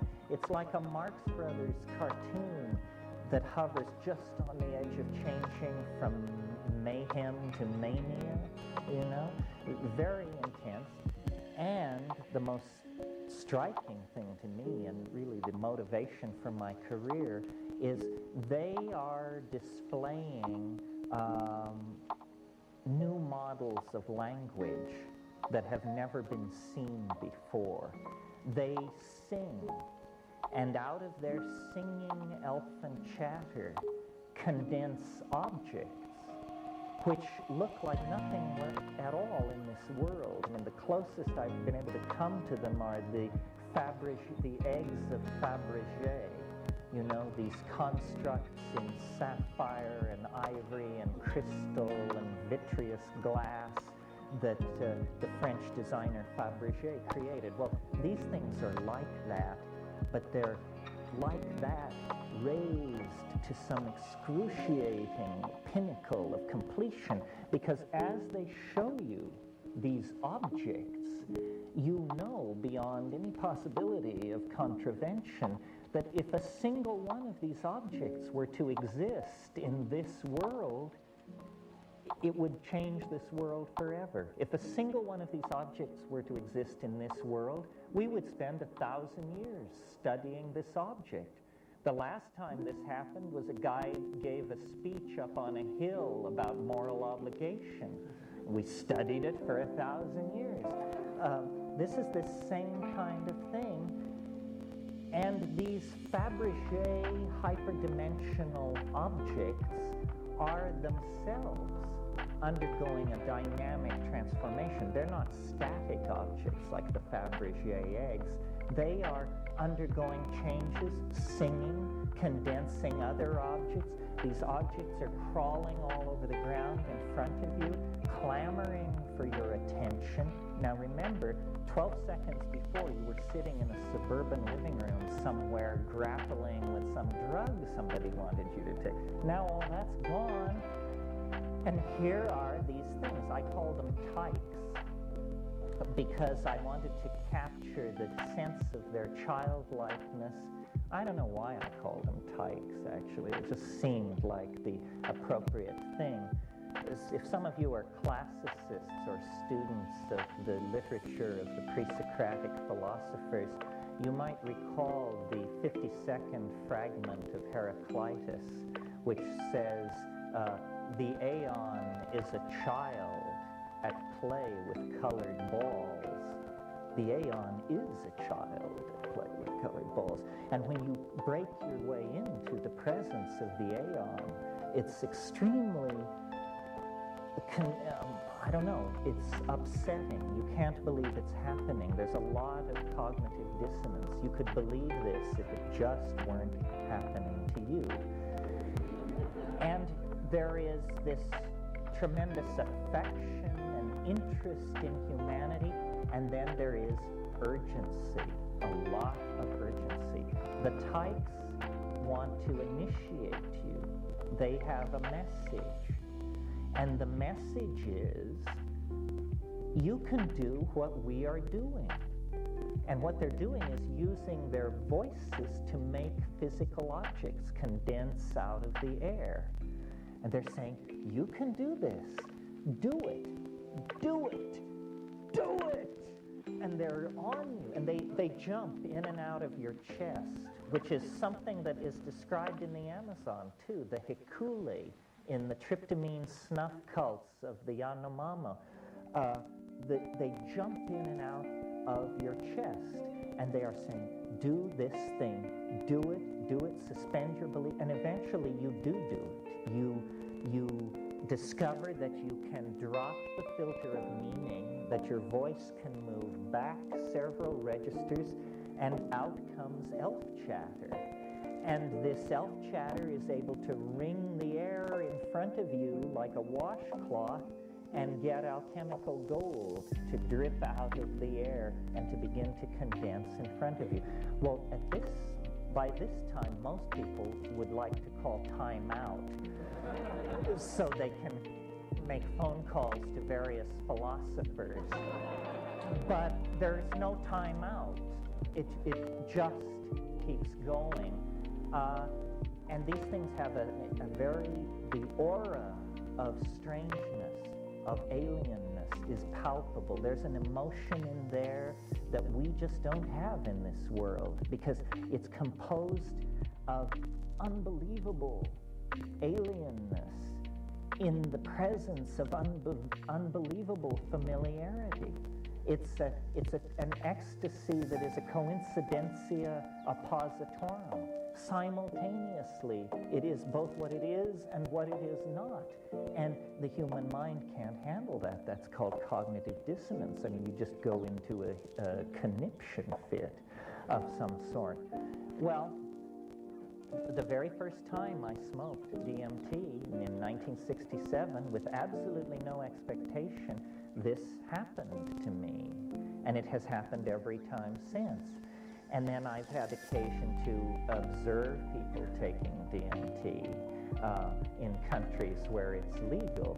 And what I see is there is an archetype which surrounds DMT, which you must make your way through it. But at the center of the archetype is not present, and only the alien is present. The archetype is that of the circus or the carnival. The carnival. Think for a moment about the carnival. It has two aspects. One is blazing light and activity. At the center of the triple ring, the lady in the spangled costume is high above the main floor, and the lions and the tigers and the clowns are parading around. That's part of it. But it has another aspect. Just off to the side of the big tent, there are the sideshows, the hoochie-coochie dancers, the two-headed man, and so forth and so on. In other words, there's this kinky, peculiar, shadow side of it. And I often, if any of you are fans of the film of Federico Fellini, here's a man who understood the archetype of the circus and how, if you remember in Amarcord, that circus, or if you remember in Giulietta di Spiri, the flaming doorway into the room with the bed, with the bed springs and the crepe paper flames. These are carnival images that relate back to DMT. When you finally come into the center of it, these are all seen to be veils. It veils itself that way because that's how you, it's the old candy to the baby routine. It treats us as people who would like to go to the circus. And then it takes us to the circus. But then there is a revelation beyond that. And I don't know how many people present in this room have confronted the thing I'm talking about. I always, at this moment, am aware that some people are saying, my, doesn't he perfectly get it? And other people are saying, huh? What is this? What is this guy talking about? The point I want to make is it's real. It's not vague. You don't have to strain for it. Nobody wonders whether or not it happened to them. It's just like somebody walking up to you and taking you by the arm and saying, there's something I insist on showing you. Come this way, please. And I am it was the presence of the entities that shattered the person who I was, because I was a scientific rationalist, a reductionist. I had no room for elves in my cosmology. And here they were, hundreds of them. So it seems to me that this is a central question that shamanism has always dealt with, perhaps not with the kind of ontological sophistication that we imagine ourselves to have, but this is the question that must be asked. Who's in there? Who is this? There are at least three possibilities, and I'm not sure which is the most conservative. The first possibility is that we don't understand how the world is constructed, and that, in fact, there is a parallel universe running alongside of ours, full of elves who use a language to make objects. And then why you can burst through to this place on this one drug, then that raises, each explanation raises a lot of questions. Then the other possibility is, this is the Jungian possibility. And Jung, I can't remember which one it was, but one of the later things, he talks about these elves because of the Kibiri. The Kibiri are the alchemical children that appear in Act 3 of Faust, that Jung spent a lot of time on these alchemical Kibiri and the question of the homunculus. And he says at one place, I think he says, he describes them as autonomous psychic elements that have escaped from the control of the ego. this is a weird way to go about it. I mean, it's probably an accurate description, but how much does it tell us, you know? It means that the psyche is to be visualized as a half-gallon of mercury, and when we throw it on the floor, the mercury balls up and spreads everywhere, and each ball of mercury you look at, by gad, it has a little face looking back at you. That's because Mercury is a mirrored surface. You're looking at your own psyche shattered into thousands of pieces around you. Another possibility, and one I leaned toward for years, and I still lean toward, because I've noticed the radical nature of your explanation diminishes with the distance since the last time you smoked DMT. The longer it's been, the more likely you are to have some humdrum notion that you can pour it into. So the humdrum notion that I settled on was, well, clearly these are just extraterrestrials. They don't come in silver ships demanding to be taken to the National Defense Agency. This is how they come. Why they come this way, who knows? They're coming through mind. Mind is the medium in which they travel. Where do they come from? Who knows? Can it even be located in the Newtonian space-time matrix? I mean, what do you want here? A star catalog number? Would that satisfy you? And then finally, and I think I've exceeded my number of possible explanations, and then finally the explanation, which is my current favorite, it's a little disturbing, and I haven't quite figured out what to do with it, but I have a sense we're on the right track here. The reason the DMT space feels so peculiar, both alien and excruciatingly familiar, is because these things in this other place represent what I call an ecology of souls. This place is the one place you never thought you were going to make a visit to and come back to chat it around the coffee maker. They're dead. That's who these things are. This is the realm of the dead. Well, I have to confess, in all of my psychedelic voyaging and idea mongering and all of that, I never was able to go that far, to reach that far in my imagination. It sort of had to be presented to me. But if you go to shamans worldwide and talk to them about their spirit helpers and say, you know, what's the deal with this? You know, who are these things? They say, well, these are the ancestors. Didn't you know? These are the ancestors. It's perfectly cut and dried and normal. I had occasion, I won't use his name to embarrass him, but I had occasion to expose a very well-known Tibetan high mucky muck to DMT.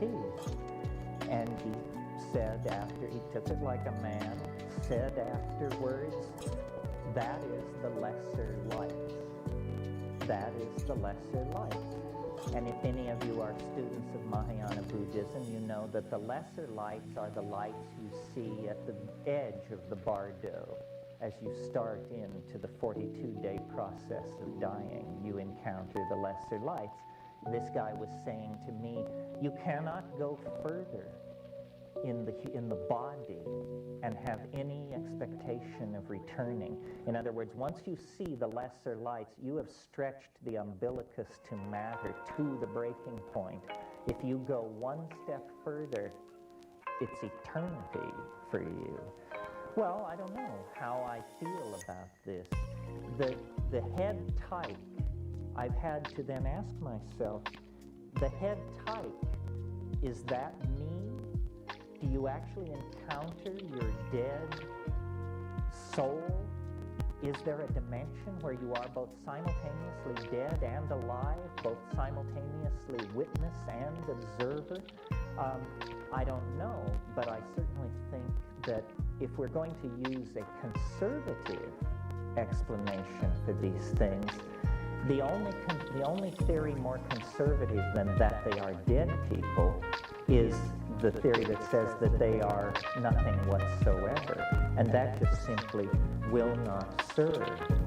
I think it would come as a tremendous surprise to 20th century civilization if, orthogonal to all our expectations of space flight and virtual reality and all this techno-schmechno stuff that we're lining up in front of us, there would be a broadside from 90 degrees out of the unexpected, and it would be a doorway swinging open into the realms beyond organic existence.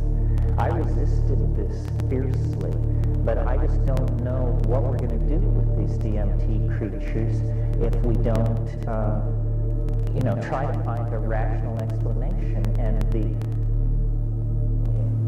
any rational explanation will be exotic because the facts of the matter.